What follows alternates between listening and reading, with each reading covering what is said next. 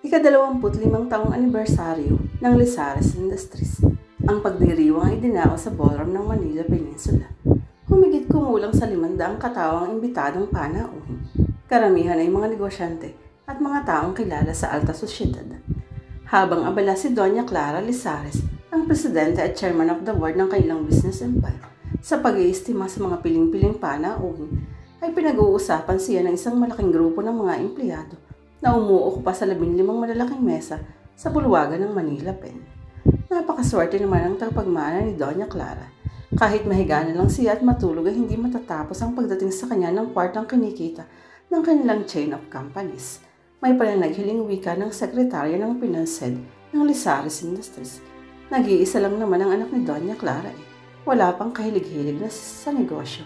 Ang gusto lang ay pa-abroad-abroad. Hindi naman nagtatrabaho, nagtutour lang, sambot ng isang lalaking empleyado. Ang maswerte ay ang mapapangasawa ng anak niya, mahihiga na lang sa kamang ginto. Delikado rin naman ang ganyang magmamana ng malaking kampanya para hindi ka marunong humawak niyon. Baka sa wala mauwi ang lahat ng ipinundar ng Donya. Kasalanan din ni Doña Clara. Dapat ay tinuruan niyang magmalasakit sa negosyo nila ang kanyang kaisa-isang anak. Kaisa-isa nga kasi, kaya ayaw patikimin ng ina ng hirap. Mahirap din ang ganun, siya rin ang magiging kawawa sa bandang huli.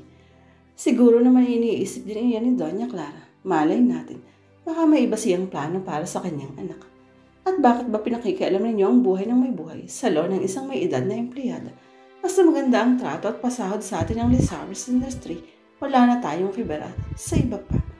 May kibar tayo sa buhay ng matanda, dahil pag nabankrupt ang kumpanya, sa kapabayaan ng anak niya, tayo rin ng kawawa. Mawawalan tayo ng trabaho. Maagap na tugon ng chief accountant ng kumpanya. Bakit ba puro negatibong pinag-uusapan niyo? Tayo na nga kumuha ng pagkain. Nasa buffet table na ang iba.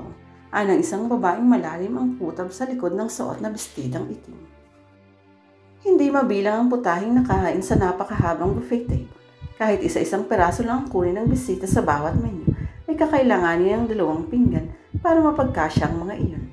May higanting ice craving sa gitna ng mahabang mesa. Number 25, simbolo ng silver anniversary ng kumpanya. Ang dessert table ay nasa dulong kanan ng buffet table. Malaking mesang bilog iyon na may ice carving din sa gitna. Hugis mermaid ang inyukit sa bloke ng yelo. Sa palibot ay iba't ibang klase ng pastries at pangmatamis. May leche flan, chocolate mousse at fruit salad.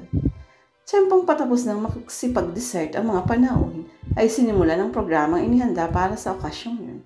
Nag-MC ang marketing director na si Mr. Bourbon na mahusay ang mukadora. Unang pinapagsalita ang vice president na Mr. Mersol. Nagpaliwanag ang vice president ng kumpanya tungkol sa organisasyon ng Lisares Industries. Isinalaysay niya kung paano natatag ang kumpanya at kung paano yung naging isang business empire. Ang puhunan ay nagmula sa mga salaping na mana ni Doña Clara sa kanyang mga magulang.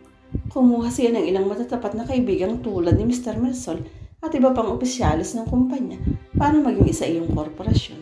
Mas maraming problema ang single proprietorship na negosyo, kaya pinili ni Doña Clara na gawin iyong korporasyon. Pagkatapos ng opening remarks ay nagsingit ng 2 musical numbers. Sa una ay kumanta ang isang empleyado na ang boses ay gayang-gaya kay Martin Rivera. Marami tuloy kababahian ng kinilig at napapalatak. Ang ikalawa ay dance exhibition ng mga empleyado sa accounting department. Makulay ang kanilang costumes at nakakakiliti ang tugtog ng kanilang isinayaw. Ang sumunod na numero ay ang pagsasalita, isa-isa ng mga department heads sa kumpanya. Bawat isa ay nagbigay ng papuri kay Doña Clara Lisares. Sa lahat ng tribute na iyon ay ngiti at tango naman ang itinugon ng mabait na presidente ng kumpanya. Kampante siyang nakaupo sa presidential table, kasama ba ang ibang miyembro ng korporasyon. Huling nagsalita si Doña Clara na maikli lang naman ang sinabi. Nagpasalamat siya sa lahat ng bumubuo ng kumpanya, mula sa mataas na opisyal hanggang sa pinakamababang empleyado. Ang tagumpay ng ating kumpanya ay uutang ko sa inyong lahat, kaya ang pagdiriwang na ito ay alay sa inyo.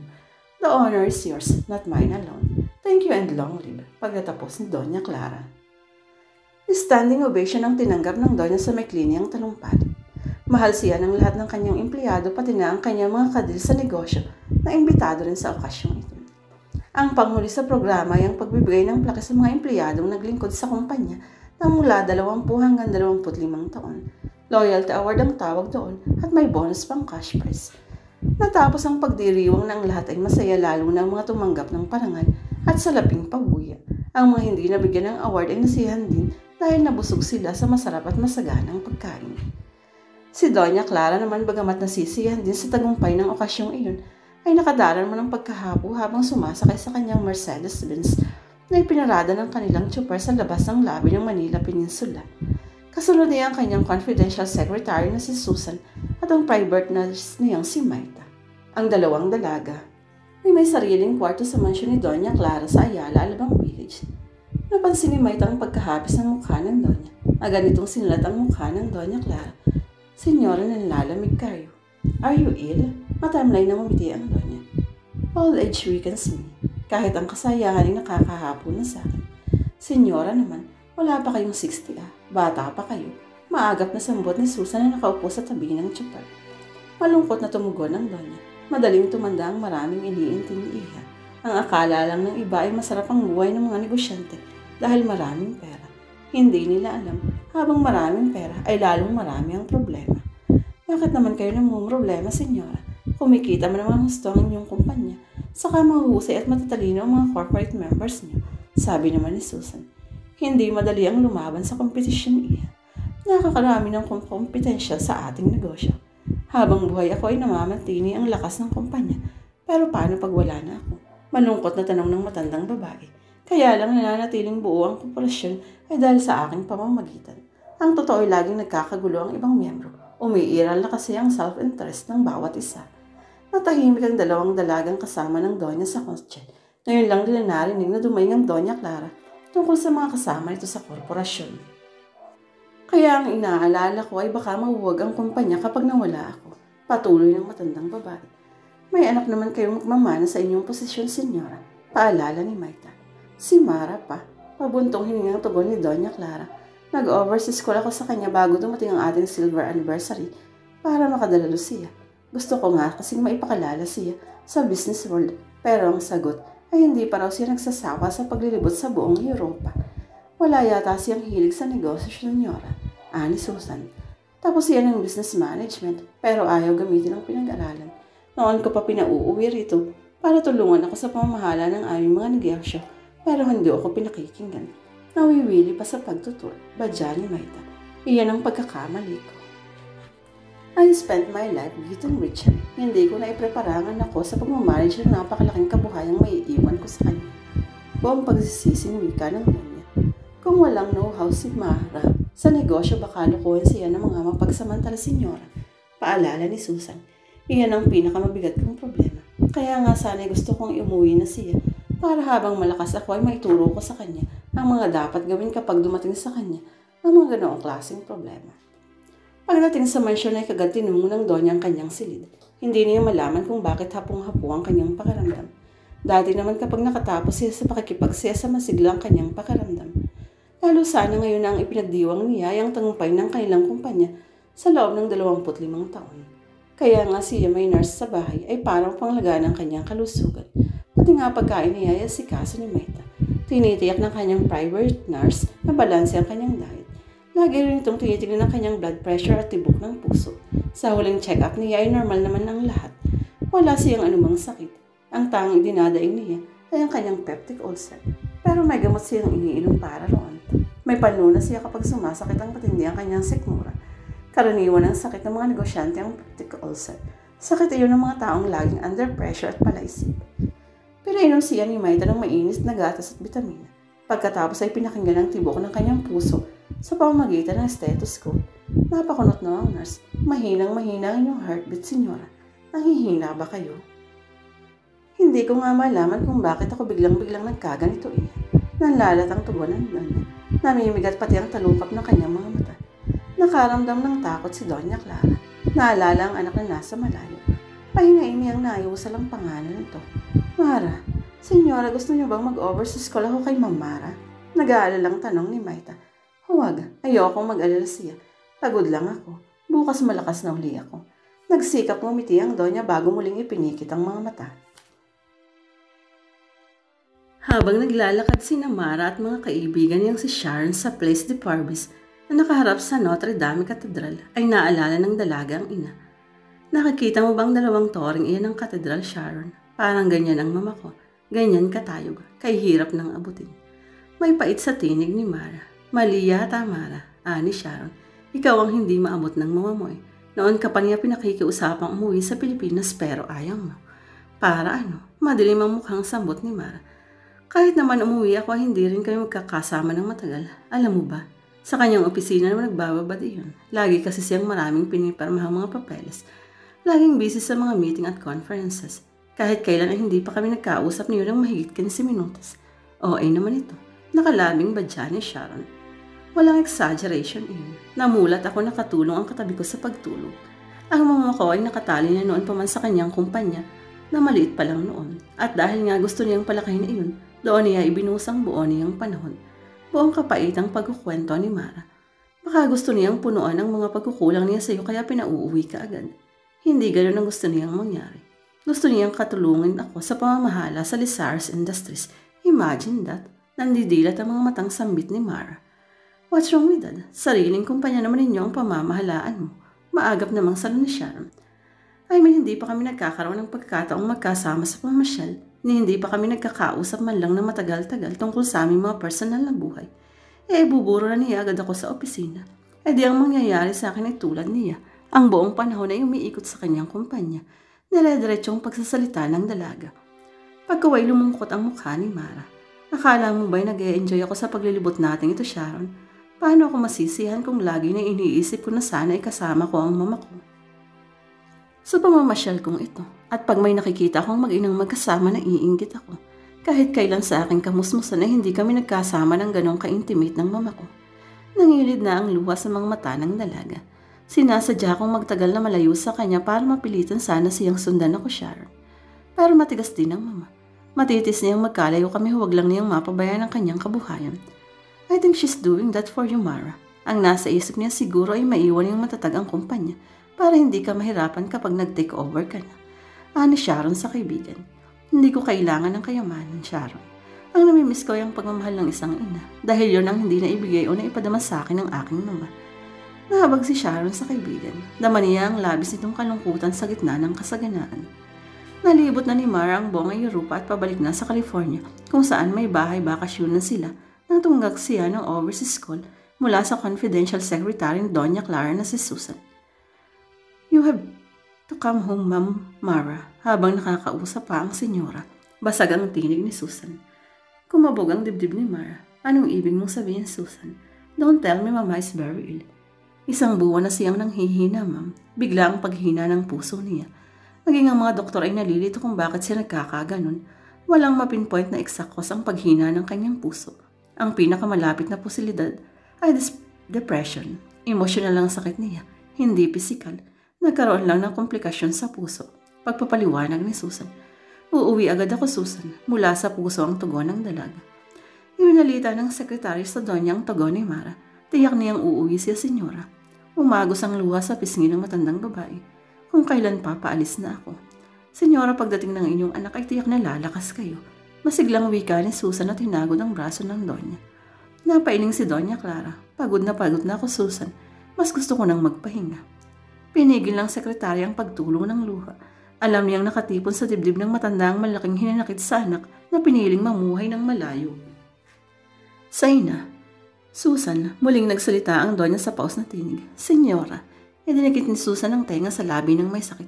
Paparituhin mo si Atty. Macaranas, ngayon din kung pwede. Tumalima si Susan. Hinanap si Maita na kasalukuyang nag-aayos ng pagkain ni Doña Clara. Si Maita ang personal na naghahanda ng pagkain ng Donya para matiyak na tama yun sa pangangailangan ng katawan ng may sakit. Maita, may iniuutos sa akin ng senyora. Matagal pa ba yung ginagamaw mo? Wala kasi siyang bantay. Papasok na ako sa kwarto niya, Susan. Ilalagay ko na lang sa tray ang mga ito. Ani Maita na nagmamadaling tinapos ang pagtitimpla ng pagkain ni Doña Clara. Tinawagan ni Susan ang abogado ni Doña Clara na kaagad namang dumating. Bakit bigla ang panghihina ni Doña Clara? Anong sabi ng doktor niya? Usig ng abogado kay Maita at Susan. Emotional at psikolohikal ang sakit ng senyora attorney. Hindi siya mapagagaling ng pinakamahusay mga doktor. Ayaw namang magpatawag ng psychiatrist para maidaing niya ang kanyang mga hang-ups. Malungkot na paliwanag ng nurse na si Maita. Pinalis ni Doña Clara ang dalawang dalaga nang pumasok ang abogado sa kanyang silid. Attorney, I want you to coordinate with Attorney Vega, our company's legal counsel. Ididikta ko sa iyo ang mga gusto kong mangyari. Anang Donya sa abogado sa bahaw na tinig. Inilahad ni Doña Clara kay Attorney Macaranas sa mga bagay-bagay na gusto niyang mailagay sa ayos. Ipinahanda rin niya kay Attorney Macaranas ang kanyang testamento. Tawagan mo si Mr. Blanco ng Manila Corporate Bank Attorney. Kung pwede ay padalawin mo siya sa akin. Malaki ang tiwala ko sa taong iyon. Hiling ng Donya sa abogado ng palis na ito. I'll do that, Doña Clara. Pero pilitin niyo magpalakas. Kailangan kayo ng business world. It will be less exciting without you. Masuyong pinisil ng abogado ang palad ng may sakit bago ng paalam. Nang araw ding iyon ay dumating si Mr. Blanco, na General Manager ng Manila Corporate Bank. Kagad siyang pinatuloy ni Susan sa silid ng Doña Clara. Natuwa ang matandang babae nang makita. Ang kaibigan, salamat at pinaglinman mo ako. Martin, Doña Clara, I know I can never let you down. Nagulat din ako ng ibalita ni Attorney Macaranas na may sakit kayo. You were strong and bubbling with joy the last time I met you. Masuyo pang pinisil ng matandang lalaki ang palad ng may sakit. Ganito talaga ang buhay, Martin. Kapag dadhana ang kumilos, nawawala ng saysay ang lahat ng kayamanan sa mundo. Malungkot na tugon ni Doña Clara. Huwag niyong sabihin niyan, Doña Clara. Kung gugustuhin lang ninyo muli kayong lalakas at sisigla, siguro ay mayroon lang kayong pinagtatapong kayaan ninyong lumakas. Nagtampo nga ako sa anak kong si Mar dahil ayaw umuwi rito. Pero ngayon ay uuwi na siya, Martin. Kaya nga kita ipinatawag. Gusto kong maipaayos sa iyo bago dumating ang anak ko. I'm always willing to be of help, Doña Clara. Ano pa ba ang nais ninyong isaayos natin? Masigasig na tanong ni Mr. Blanco sa Donya. Inilahad ng Donya sa panauhin ng lahat ng gusto niyang mangyari. Taimtim na nakinig si Mr. Blanco. Mahigit 1 oras siya sa silid ni Doña Clara bago nagpaalam. Ano kaya ang mga inihahabili ng senyora kay Mr. Blanco? Ani Susan, kay may tanang wala na ang mga panauhin. Ikaw ang confidential secretary niya, dapat ay may alam ka. Sagot naman ng nurse sa dalaga. Ang alam ko lang ay pagbibili na niya ang lahat ng kanyang shares sa Lisaris Industries. Ayaw namang sabihin ang dahilan. Wala naman akong alam na pinagkakagalitan nila ng mga ibang members ng korporasyon. Nag-iisip na tugon ni Susan. Hindi ba't siya ang nagpundar ng kumpanya? Bakit siya pa ang bibitiw ngayon? Nagtatakang tanong ni Maita. Yan nga ang ipinagtataka ko. Pero ayaw ko namang mag-usisa ng masugid sa matanda. Baka isiping pakialamera ako. Baka ipupuhunan sa ibang bagay. Wala kasing hilig sa negosyo ang anak niya kaya siguro nagbitaw na lang siya sa kumpanya.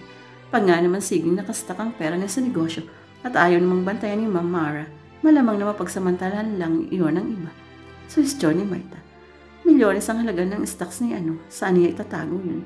Sa time deposit siguro. Impractical naman iyon pag ganoong kalaki. Ang pera mas dapat na ilagay sa negosyo para gumalaw at makatulong sa maraming tao. Maagap na salo ni Susan. Pinoproblema ko nga kung talagang mawawala ng senyora. Kanina kaya ako makakapag-apply. Malungkot na patuloy ni Susan. Akala ko pa naman ay magte-take over si Ma'am Mara. Nakakasiguro ako na kukunin niya ako dahil kilala nga ako ng mama niya. Di mag-apply ka sa mga opisyalis ng Lisaris Industry. Payo ni Maita. May kani-kaniya silang secretary. Pag nag-apply uli sa kumpanya, itiyak na mababang pwesto ang makukuha ko dahil nga wala na ron si Doña Clara. Nang gabing yun ay nagbalik si Atty. Macaranas sa mansyon ni Doña Clara. May kasama siyang isa pang lalaki. Pakisabi kay Doña Clara na kasama ko na si Mr. Gomez. Expected niya kami. Anang abogado kay Susan ang patuloyin sila. Nagtagal ang abogado at si Mr. Gomez sa silid ng Doña. Anong pihit naman sa labas ng kwarto ang dalawang dalaga. Sino kaya ang Mr. Gomez na yun? Ngayon ko lang nakita. Yung sa opisina ay hindi yan naliligaw. Nagdududang bika ni Susan kay Maita. Si Atty. Macaranas yata ang may kakilala sa kanya. Ipinakilala lang sa senyora. Sagot ng nurse. Nang pumasok kasi sila sa kwarto ng senyora ay nagtanong siya. Sabi niya, siya ba si Mr. Gomez? O di ibig sabihin niya ngayon lang niya nakita ng senyora. Napabuntong hininga si Susan. Para kay pa naging confidential secretary ako ng senyora kung ayaw niyang ipaalam sa akin ang mga ginagawa niya ngayon. Personal siguro yun at walang pakialam ang pwesto niya sa kumpanya. Sambot ni Maita. Kaya nga confidential secretary ang tawag sa akin, ay dito pa niya ako pinatira. Para pati personal na problema niya ay naaasikaso ko. May hinanakit na wika ni Susan. Ang feeling ko tuloy na walang siya ng tiwala sa akin, kaya dumediretso na kay Atty. Macaranas. Hindi naman siguro, ni Maita sa secretary. Kung wala siyang tiwala sa iyo, bakit sa iyo pa ipinaubaya ang pagsalubong kay Ma'am Mara? Bukas nga pala ng gabing ang dating ni Ma'am Mara, sambit ni Susan. Ang preparasyon sa pagdating niya ang asikasuhin mo at hindi ganyang nagmumukha sa mga palim na ikinikilos ng senyore. Payo ng nurse sa kaibigan. Napatango na lang si Susan. Bakit nagkasakit si Mama Susan? Hindi ba naroon si Maita na private nurse niya? Bakit napabayaan pa ang kalusugan niya? Sunod-sunod na osig ni Mara kay Susan nang sunduin siya ng sekretary sa naiya. Halatang labis ang pag-aalala ng dalaga sa kanyang ina. Biglang-bigla ang panghihina ni Doña Clara, ma'am. Ang saya pa nga niya nung silver anniversary ng kumpanya. Pero nang umuwi na kay Maidumeng siya ng pagkahapo, mula noon ay hindi na siya nakarecover. Pagpapaliwanag ni Susan sa anak ng Doña habang hinihintay nila sa arrival area ang sasakyang maghahatid sa kanila sa mansion. Ano ang diagnosis ng doktor? Tanong ni Mara sa sekretary ng ina. Basically, ay wala depresya ang mama niyo. Nagkaroon lang ng komplikasyon sa puso ang kanyang depression. Dinamdam niya ang hindi niyo pagdating noong 25th anniversary ng kumpanya. Para raw hindi niyo pinahahalagahan ang mga bunga ng paghihirap niya. Na-offense si Mara sa sagot ni Susan. Lumalabas na ako pa ng sanhi ng pagkakasakit niya, ganun ba? Huwag kang magagalit, ma'am. Pero palagay ko isa yun sa dahilan. Nagdaing niya kasi sa amin ni Maita na lukewarm attitude ninyo sa kumpanya. Pagtadapat ng sekretary. Panahon na siguro para kami magkalinawan ng mama ko Susan. Formal na wika ni Mara nang tumatakbo ng sasakyang sumundo sa kanya. Tahimik na nagmamasid sa paligid ng bakuna ng mansion si Mara habang pumapasok ang Mercedes sa mataas na gate na bakal.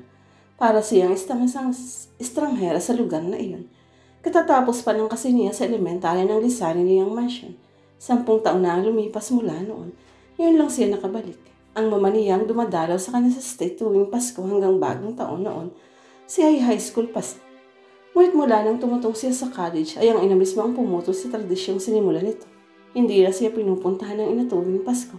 Tinatawagan na lang siya sa telepono para batiin. Hindi na raw pwedeng magbiyahe si Doña Clara dahil sa dami ng inaasikaso.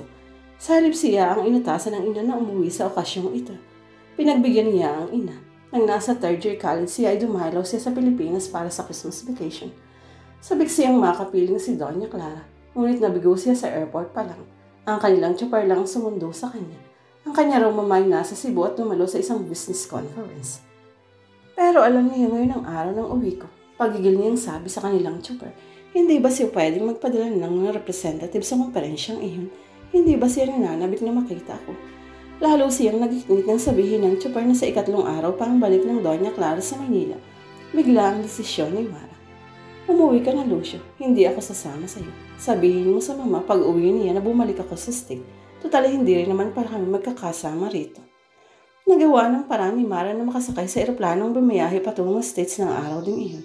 Mula noon ay hindi na siya napilit ng ina na bumalik sa sariling bayan, kung saan saang bansa siya nagliliwaliw. Pero sinadya niyang huwag pumasyal sa Pilipinas. Tinikis niya ang ina. Gusto niyang mapilit ito na puntahan siya para makapiling siya ng matagal. Ngunit sa maras ay mas mahal ni Doña Clara ang kanyang kumpanya kaysa sa sariling anak. Sinalubong sila ni Maita sa harapang pinto ng mansion. Welcome, Ma'am Mara. May mas maganda ka pa pala sa personal. Malugod na bati ng nurse sa dalagang bagong dating. Sa larawan pa lang niya nakikita si Mara noon. Thank you. You must be Maita. Nakangiting tugon ni Mara. Kumusta na ang mama ko?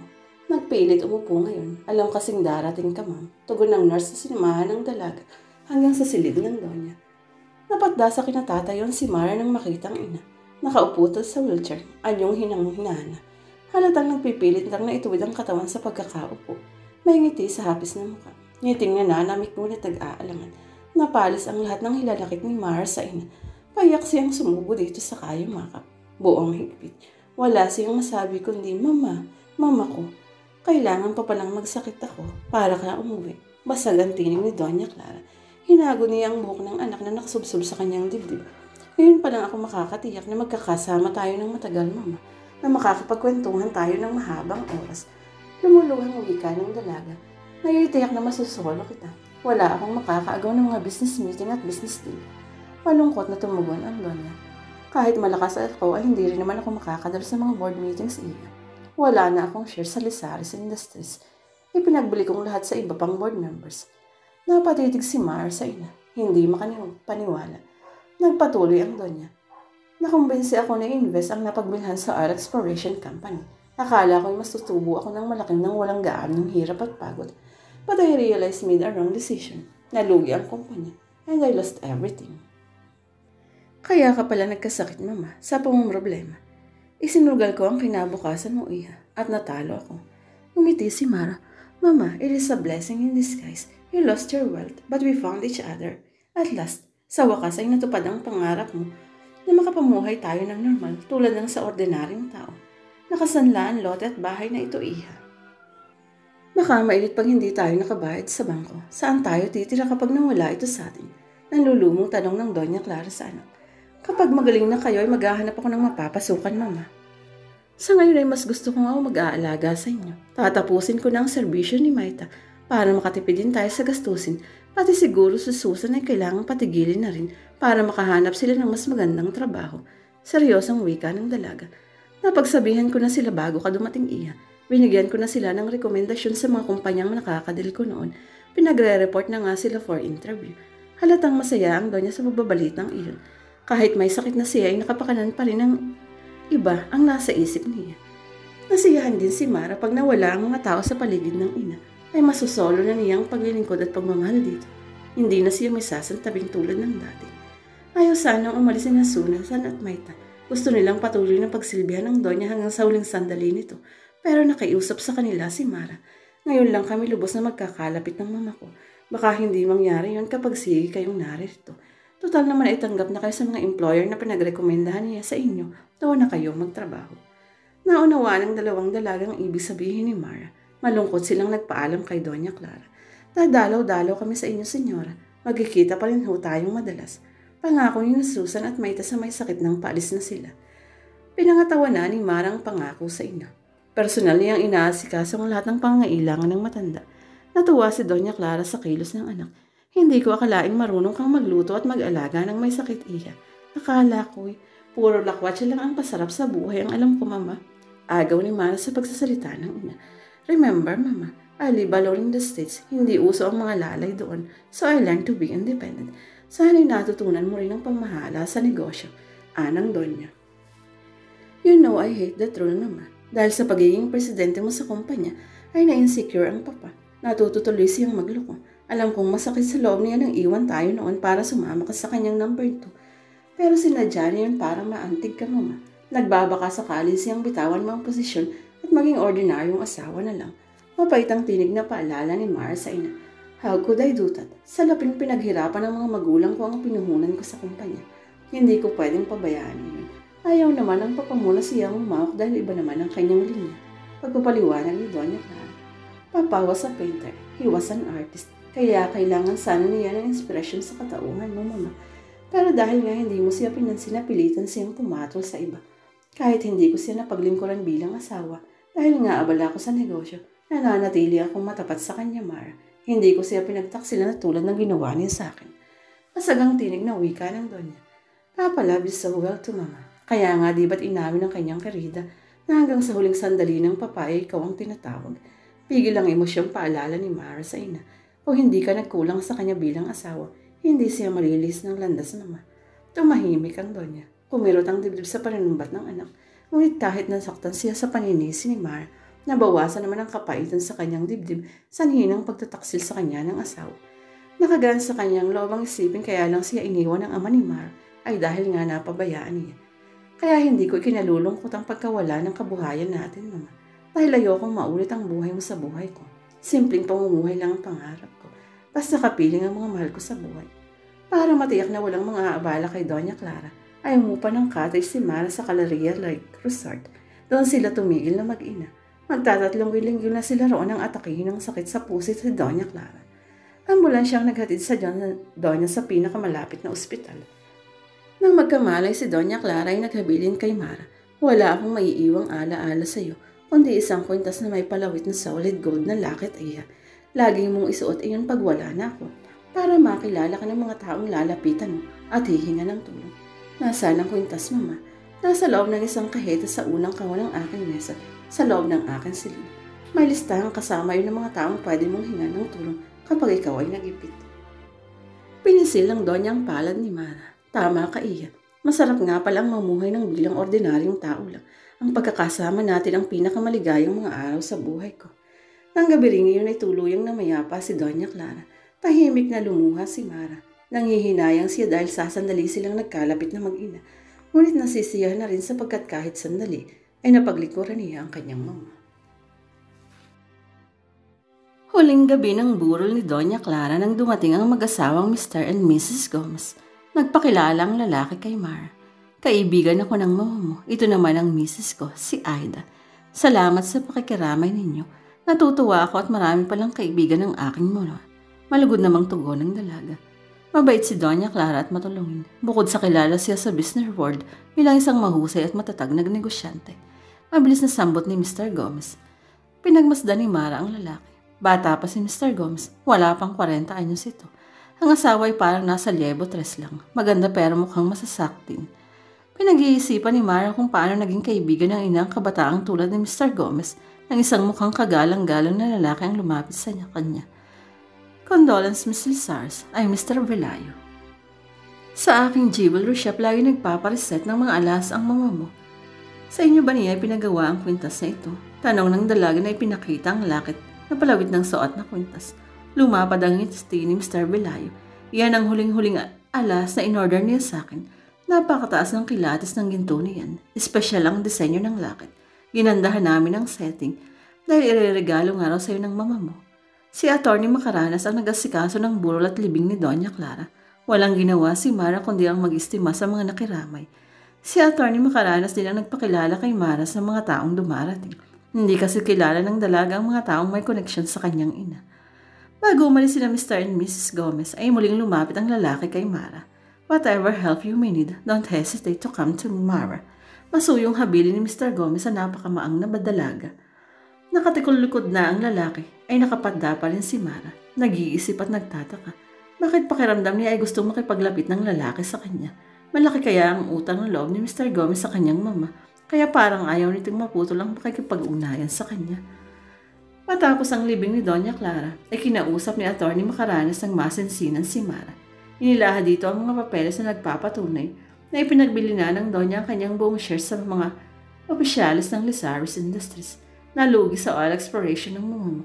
Sa halip na matriple ang kanyang investment tulad ng kanyang inaasahan, nalugi siya. Malungkot na paliwanag ng abogado kay Mara. Nasabi na sa akin ng mama ang patungkol sa bagay na yan, attorney, pati na ang pagkakasanla ng lote at bahay na ito. Formal na tugon ng dalaga. I'm sorry for what happened, Iha. Pero kahit naturingang counselor ako ng mama mo, ang desisyon pa rin niyang nasusunod sa dakong huli. At alam kong matigas ang ulo ng mama. Attorney, malaki ang tiwala niya sa kanyang sarili. Be assured na hindi ko kayo sinisisi sa mga maling desisyon ng mama ko. Besides, I don't regret losing everything. Pwede naman akong mamasukan bilang empleyado. Matapat na wika ni Mara sa abogado. Madali kang makakahanap ng magandang trabaho, Mara. Matalino ka at may malakas na personalidad at pwede kitang bigyan ng rekomendasyon saan ka man mag-apply na kumpanya. Thank you, attorney. Pero kailangan maghanap muna ako ng malilipatang tirahan bago ako mamasukan. Marami rin kasangkapan ng kailangang ilipat. Wala pa kang pwedeng ialis sa bahay na ito kundi ang mga personal na gamit mo lang. Ang mga fixtures at furnishing nito ay kasama sa pagkakasanli. Pati ang mga decorative items tulad ng mga collection ng blue and white at mga brass. Saka ang mga crystals. Pagpapaliwanag ng abogado kay Mara. Napatanga ang dalaga sa karap. Di yata't katawang-katawan niya siyang aalis sa mansyon kung nagkataong wala siyang sariling gamit. Ganun ba kagrabe ang pagkalugi ng kanyang mama? 2 buwan lang ang taling ng bangkong pinagsanlaan ng kanilang proprietor para mabayaran niya ang kanyang pagkakautang. At dahil imposibleng magawa niya yun, kailangan maghanap na siya ng malilipat na bago itaboy ang mansyon. May alam akong bakanting apartment, Mara. Kakausapin kong may-ari at baka makahingi tayo ng discount sa rental fee. Anang mabait na abogado sa dalaga. Ang ina, nalala ko ay baka hindi ko rin makaya ang upa, attorney. Kaya lang malakas ang loob ko na humanap ng malilipatang tirahan. Dahil sa pag-aakala ko na may mabibenta ako sa mga naiiwang kasangkapan nito. Yun pala ay kasama ito sa pagkakasanla. Kaya kasama rin maiilit. Malungkot ng wika ng dalaga. Kaya siguro mas dapat ay unahin mo ang paghanap ng trabaho, Iha. Para makalkula mo kung magkakano na kaya ang kaya mo itabi para sa rental fee. Payo ni Atty. Macaranas sa dalaga. Napatango si Mara. I agree with you, attorney. Pagkatapos ng pasiyam sa mama, ay maghahanap ako ng mapapasukan. Kung hindi lang paalis na ako ay gagawin na lang kitang assistant sa aking law office, Iha. Ang kasi may ticket na ako ng eroplanong patungong London. Nagpipilit ang kaisa-isa kong anak na sumama na ako sa kanya para raw hindi siya nag-aalas sa akin habang magkalayo kami. Don't worry about me, attorney. Noong nakaburol ang mama, ay may lumapit din sa aking mag-asawa Nang lalaki ay kaibigan daw ng mama, Mr. Gomez daw siya.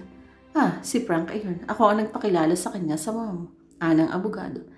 Nagsabi siya na pag kailangan ko raw ng tulong ay huwag ako mag-atubiling lumapit sa kanya. And I think he was sincere when he said that attorney. Malaki rin nga ang opisina ni Frank. Baka doon ka na lang niya mismo ipasok. Mabuti kung ganun. At the same time ay matitingnan ka niya kapag nasa abroad na ako. Masayang wika ni Atty. Macaranas. Nang magpasyahan ng siyam ang ina ni Mera, ay nakalipad na patungong London si Atty. Macaranas. Si Mr. Gomez ang dumalo sa pasim at muling nag-alok ng tulong sa dalaga. Here's my calling card, Mara. Nakalimutan ko ibigay sa iyo nun kaya bumalik ako. Masuyong wika ng lalaki sa dalaga. Sabay abot ng isang puting tarheta kay Mara. I need a job, Mr. Gomez. Matulungan kaya ninyo ako sa bagay na iyan. Walang pangiming tanong ng dalaga sa lalaki. Napangiti si Mr. Gomez. Very time na ang pagtatanong mo, Mara. I really need an assistant right now. At ang gusto ko ay isang taong pagkakatiwalaang tulad mo. Kailan kaya ako pwedeng pumunta sa office ninyo? Masigasig na tanong ng dalaga. Anytime, basta ikaw, Mara. Masiglang tugon ng lalaki. Hindi nag-aksaya ng panahon si Mara. Kinabukasan din nagtungo sa opisina ni Mr. Gomez. Nasa Salcedo Street ito sa Makati. Malaki ang opisina at may 20 kataong empleyado. Nang ibigay ng dalaga ang kanyang pangalan sa sekretary, agad siyang pinatuloy sa kwarto ng Mr. Gomez. Expected ho kayo ni Sir. Tumuloy na kayo, ma'am. At binuksan ng sekretary ang pinto ng silid ng kanyang boss. Welcome, Mara. Kanina pa kita hinihintay. Alam kong hindi ikaw ang tipong mag-aaksaya ng pagkakataon. Nakangiting batay ni Mr. Gomez sa dalaga nang pumasok siya sa magarang office ng room nito. Naghahabol ako sa panahon, Mr. Gomez. Matapat na tugon ni Mara. Marahil ay hindi lingid sa inyo ang nangyari sa kabuhayan ng mama ko. Knowing you were close to her when she was alive. Tumango ang lalaki. Inilapat ang likod sa swivel chair na inuupuan. Kaya nga nag-offer ako sa iyo ng tulong, Mara. Dahil nabalitaan ko nga ang nangyari sa negosyo ng mama mo. Thank you, Mr. Gomez. Maswerte ang mama ko sa pagkakaroon ng kaibigang tulad ninyo. Nadamay pa ako sa swerte yun. Masayang wika ng dalaga. Nagpormal ang lalaki. Actually, kailangan ko ang tulong ng isang matapat na tao, Mara. Something is wrong within my organization. Palagay ko'y may mga tauhan ako nagtatraidor sa akin. Nagiging dahilan kaya mabagal ang takbo ng aking negosyo. Baka naman talagang mahirap lang ang buhay ngayon, Mr. Gomez. Kaya nga pati ang mama ko ay naapektuhan. Maagap na salon ni Mara. Iba naman ang kaso ng mama mo. Siya ang kusang bumitiw sa kanyang kumpanya dahil nga sa pag-aakalang mas titipak siya sa oil. Mabilis na sagot ni Mr. Gomez. Sa kaso ko ay bumababa ang aking profit sa hindi malamang dahilan. Matutuklasan naman iyon sa accounting. Ang kaso mismong accounting department ko ang aking problema. Kaya yun ang gusto kong lansagin. Kukuha ko ng ibang mga tauhan under your supervision sa finance head. Nabigla si Mar. Hindi siya ay nasa ang ganun katasang posisyon agad ang ibibigay sa kanya ng lalaki. Talaga bang ganyang kalaki ang pagtitiwala niyo sa akin? Malaking karangalan ng posisyong iyon pero malaki ring responsibilidad. Anang dalaga sa kaharap. I'm sure you can tackle the job, Mar. Tiyak na nagmana ka sa talino ng iyong ina sa negosyo. Kailan ako magsisimula, sir? Masiglang tanong ng dalaga. Kapag nasanay ka nang tawagin ako na Frank na lang, nanunod siya ang ngiti ng lalaki. Nang nangaakit ng mga matay na katitig sa namumulat na bibiglaan ng babae. Alangan naman yata, you will be my employer. Nahihiyang tutol ni Mara. Bakit alangan? Kaibigan ko ang mama mo. At palagi ko ay wala pang 15 anyos ang edad ko sa iyo. You're past 20 and I'm less than 40. Mas magkakaroon tayo ng rapport sa ating trabaho kung magiging palagay ang loob natin sa isa't isa, Mara. Patuloy na giit ni Frank Gomez. How can I refuse, Frank? I need a job. O ang higpit na kinamayan ng lalaki ang dalaga. Ang init ng kanyang palad ay tumago sa himaymay ng laman ni Mara. Come back on Monday, Mara. By that time ay nalinis ko na ang buong accounting department. We'll have a fresh start when you step in. Masayang wika ng lalaki. Walang madamang kasiyahan si Mara sa labis na pagbibigay importansya sa kanya ni Frank Gomez. Nagdududa siya sa motibo sa kanya ng lalaki. Pero kailangan niya ang tulong nito para siya ay makasurvive habang nasa Pilipinas. Si Atty. Macaranas na pinagtitiwalaan niya ay nasa ibang bansa na. Si Mr. Veloso na kasama sa listahan ng mga niya, nahihinga niya ng tulong ay nasa New York daw at magtatagal pa bago bumalik. Wala talaga siyang magagawa kundi ang makianod na lang sa mga pangyayaring itinakda sa kanya ng tadhana. Naiisip din ni Mara na hindi naman siguro isasama ng kanyang mama sa listahan si Mr. Gomez kung hindi ito mabuting tao. Naghanap si Mara ng malilipatang tirahan dahil isang linggo na lang ang nalalabi sa taning na ibinigay sa kanya ng bangkong pinagsanlaan ng kanilang bahay at lupa. May kaunting cash na naiwan ng kanyang ina na pwede niyang magamit na pang down payment sa renta. Natuklasan ng dalaga na kahit may perang nakahanda para sa kanyang paglipat ng tirahan, ay hindi pa rin madaling gawin iyon. Mahirap humarap ng bakanting lugar na kung saan magiging komportable siya. May nagustuhan siyang maliit na apartment unit na tamang-tama sana sa kanya at mura pa ang renta. Pero napakalayo naman sa opisina ni Mr. Gomez. Magtatatlong sakay siya bago makapasok at gayon din bago makauwi. Mapapamahal siya sa pamasahe. Ang mga apartment na malapit naman sa opisina ni Mr. Gomez ay napakamahal ng monthly rental. Impractical na tumira siya sa ganoong lugar kung iaasa lang niya sa kanyang sweldo ang iuupa niya sa apartment. Baka sa kalaunan ay malubog lang siya sa utang. Nakakamura si Mara kung tutuloy na lang siya sa boarding house. Hindi pa niya kakailanganin ang katulong na papasweldohin. Pero hindi siya sanay na maraming kagaw sa paggamit ng CR. Sa estate ay sila lang ni Sharon ang magkasama sa apartment. Dalawa lang silang gumagamit ng CR. Magsisimula na siya sa pagtatrabaho sa opisina ni Mr. Gomez ay hindi pa rin siya nakakaalis sa kanilang bahay. Kaya tumawag siya kay Mr. Gomez para humingi ng paumanhin. Baka sa isang linggo na ako magsimula sa trabaho, Frank. Naghahanap na kasi ako ng malilipatan. Iniilit na ng bangko ang aming house and lot at ilang araw na lang taning para iwan ko iyon. Tutulungan kita sa paghahanap, Mara. Saang parte sa siyudad mo ba gustong tumira? Masigasig na tanong ni Frank Gomez sa dalaga. Ang gusto ko sana yung malapit sa opisina para tiyak na hindi ako mahuli sa oras ng pagpasok. Pero ang mamahal na pala ng renta sa bandarian. Ang gusto ko sana isang unit na mura lang, hindi baling maliit. Tutal ay nag-iisa lang akong maninirahan. Ako nang maghahanap ng maliit na batan mo para hindi ka na mapagod pa, Mara. Anyway, I can go out anytime. Pagpipresenta ni Frank sa kanya. Malaking abala yan sa'yo, nakakahiya na yata. Tutol ni Mara. What are friends for? Maagap na sagot ni Frank Gomez. Pero tulad ni Mara ay wala rin nakitang apartment si Frank na sigon sa kagustuhan ng dalaga. Iyon ang ibinalita ng lalaki sa dalaga nang pumunta siya sa bahay nito. Tumawag ka na lang sana. Nag-abala ka pang pumarito. Nahihiyang wika ni Mara sa lalaki. Gusto ko rin makita ang sitwasyon mo. Saka maaga pa naman para ako'y umuwi. Mapipilitan akong tumira na lang sa isang boarding house. Bukas din ay kailangang mag-alsa balutan na ako. Malungkot na paliwanag ni Mara kay Frank Gomez. Makatagal ka kaya sa boarding house? Usually ay marami ang boarder sa isang bahay, kaya magiging uncomfortable sa iyong pagtira roon, lalo na sa paggamit ng CR. Pagpapaalala ng lalaki sa dalaga. Yun nga ang inaalala ko, kaya reluctant sana akong mag-board, but I got no choice. I have to vacate this place bago sila ang magtaboy sa akin. Mapait ang ngiting patuloy ni Mara. I have a suggestion and an offer for you. Formal na wika ng lalaki sa dalaga.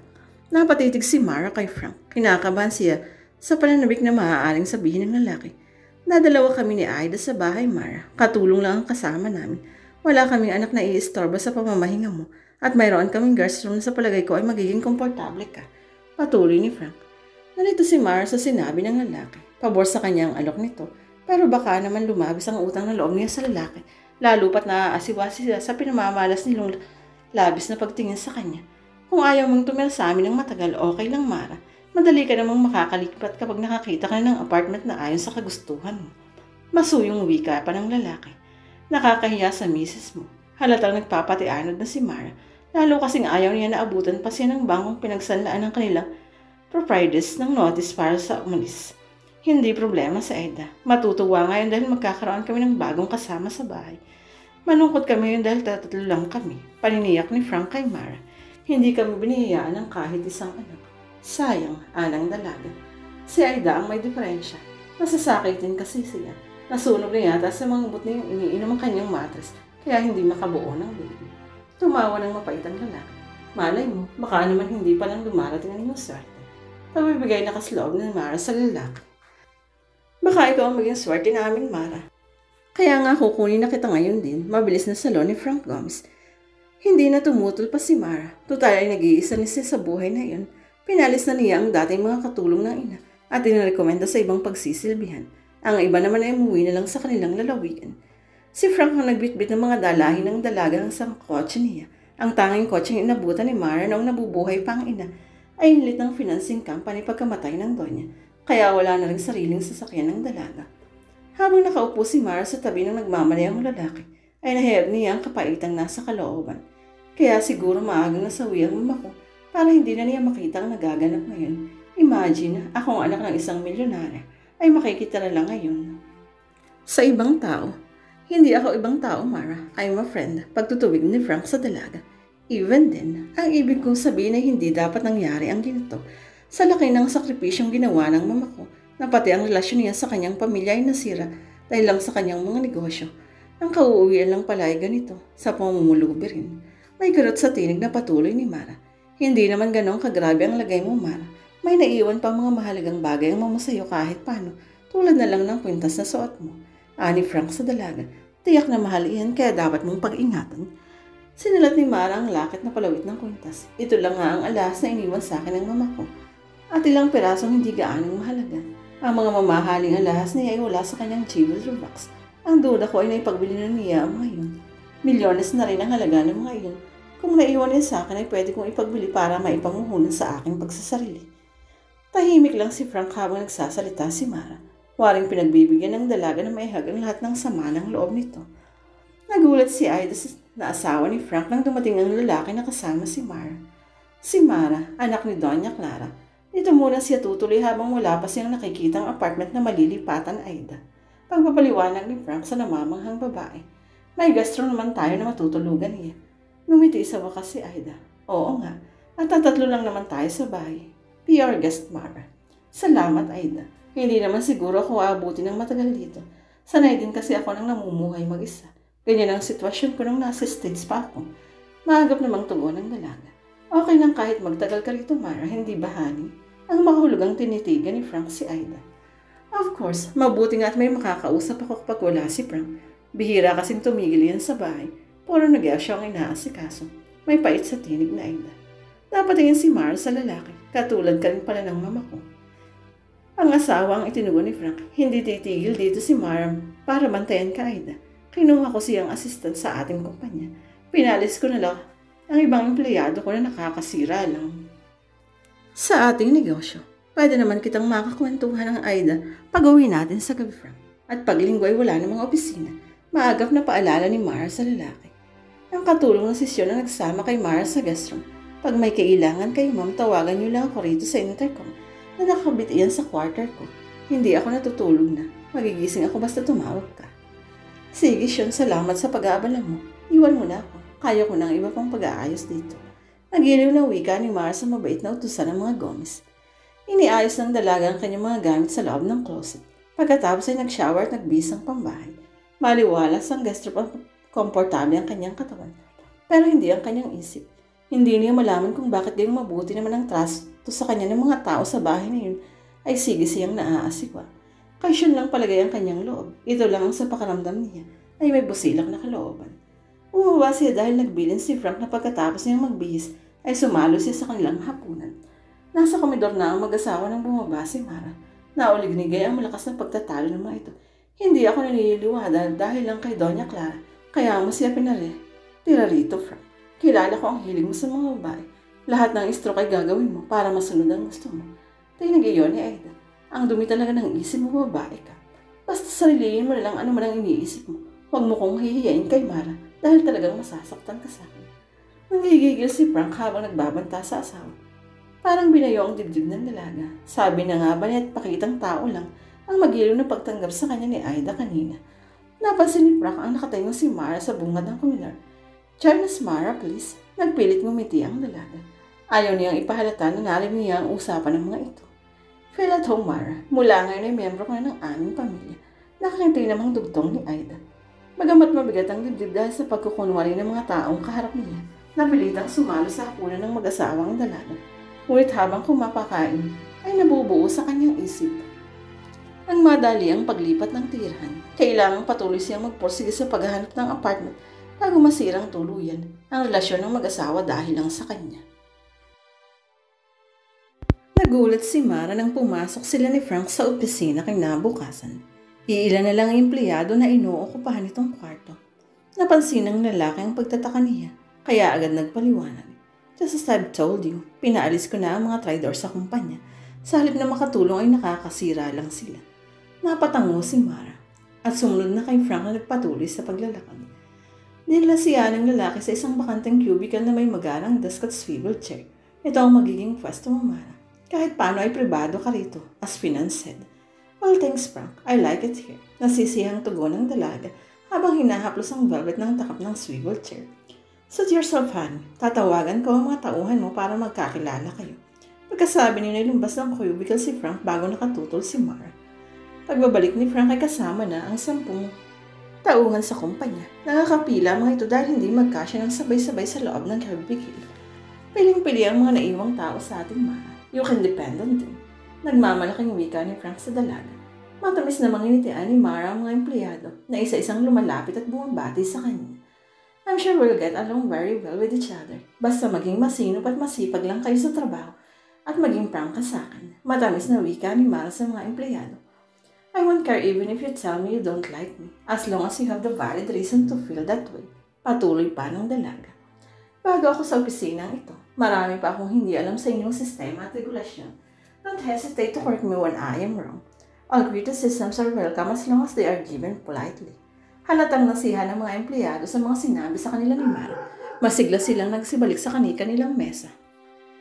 I think you win them all. Masayang wika ni Frank sa dalaga nang matiyak na malayo ng mga empleyado. Sana nga. Maikling sagot ni Mara. Tinuruan ni Frank ang dalaga ng mga dapat nitong gawin bilang financier ng kumpanya. Sa paglalahad niya ng mga financial statement ng kumpanya, ay natuklasan ni Mara na palugin na ang negosyo ni Frank Gomez. Ikaw lamang yata ang may microfilming business dito sa ating bansa. Dapat ay kumita ka ng malaki. Sa abroad ay kumikita ng gusto ang ganitong uri ng negosyo. Sabi ng dalaga sa lalaki. May nagsabotahe nga sa akin kaya bumagsak ang aking negosyo. Ang may kinalaman ay yung mga taong pinaalis ko. Sagot ni Frank. Sana ay mag-pick up ulit tayo. Ani Mara. Sigurado yun dahil narito ka na. Makahulog ang wika ni Frank Gomez at matamang tinitigan ng dalaga. You know, this is my first job, Frank. At hindi ko nga malaman kung bakit na napakalaking responsibilidad agad ang binigay mo sa akin. Sa bigat ng posisyong ito, hindi ko matiyak kung magagampanan ko ng gusto. Seryosong tugon ni Mara. Kaya mo yan, Mara. Tiyak na may business acumen ka rin tulad ng iyong ina. Palagay ang loob na wika ni Frank.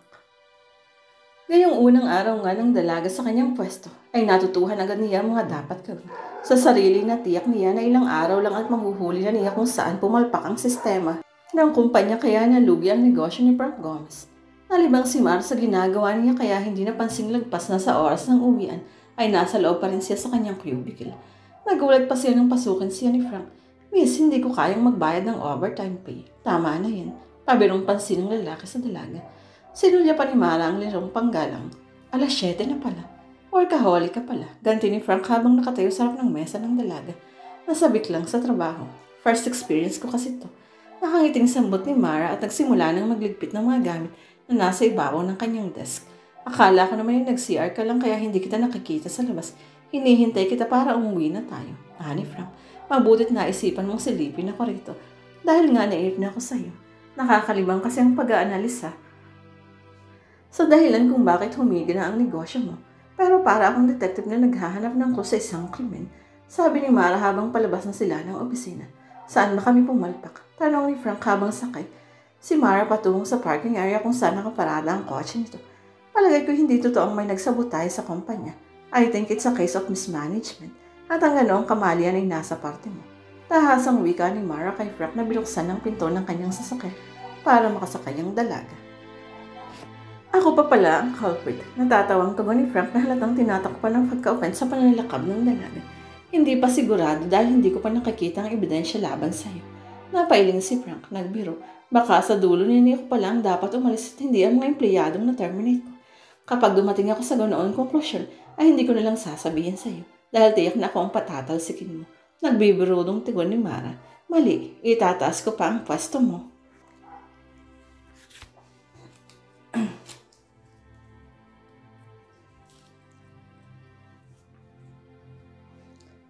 Para tuluyang ibigay sa iyo ang lahat ng responsibilidad sa pagbabangon sa kumpanya. Huwag mo naman akong parusahan ng ganyan. Pakiusap ng dalaga sa lalaki. Natawa si Frank, natawa rin si Mara. Pero ang kasiyahan nila ay naglaho ng makarating ng bahay. Takot silang sinalubong sa pintuan ni Sean.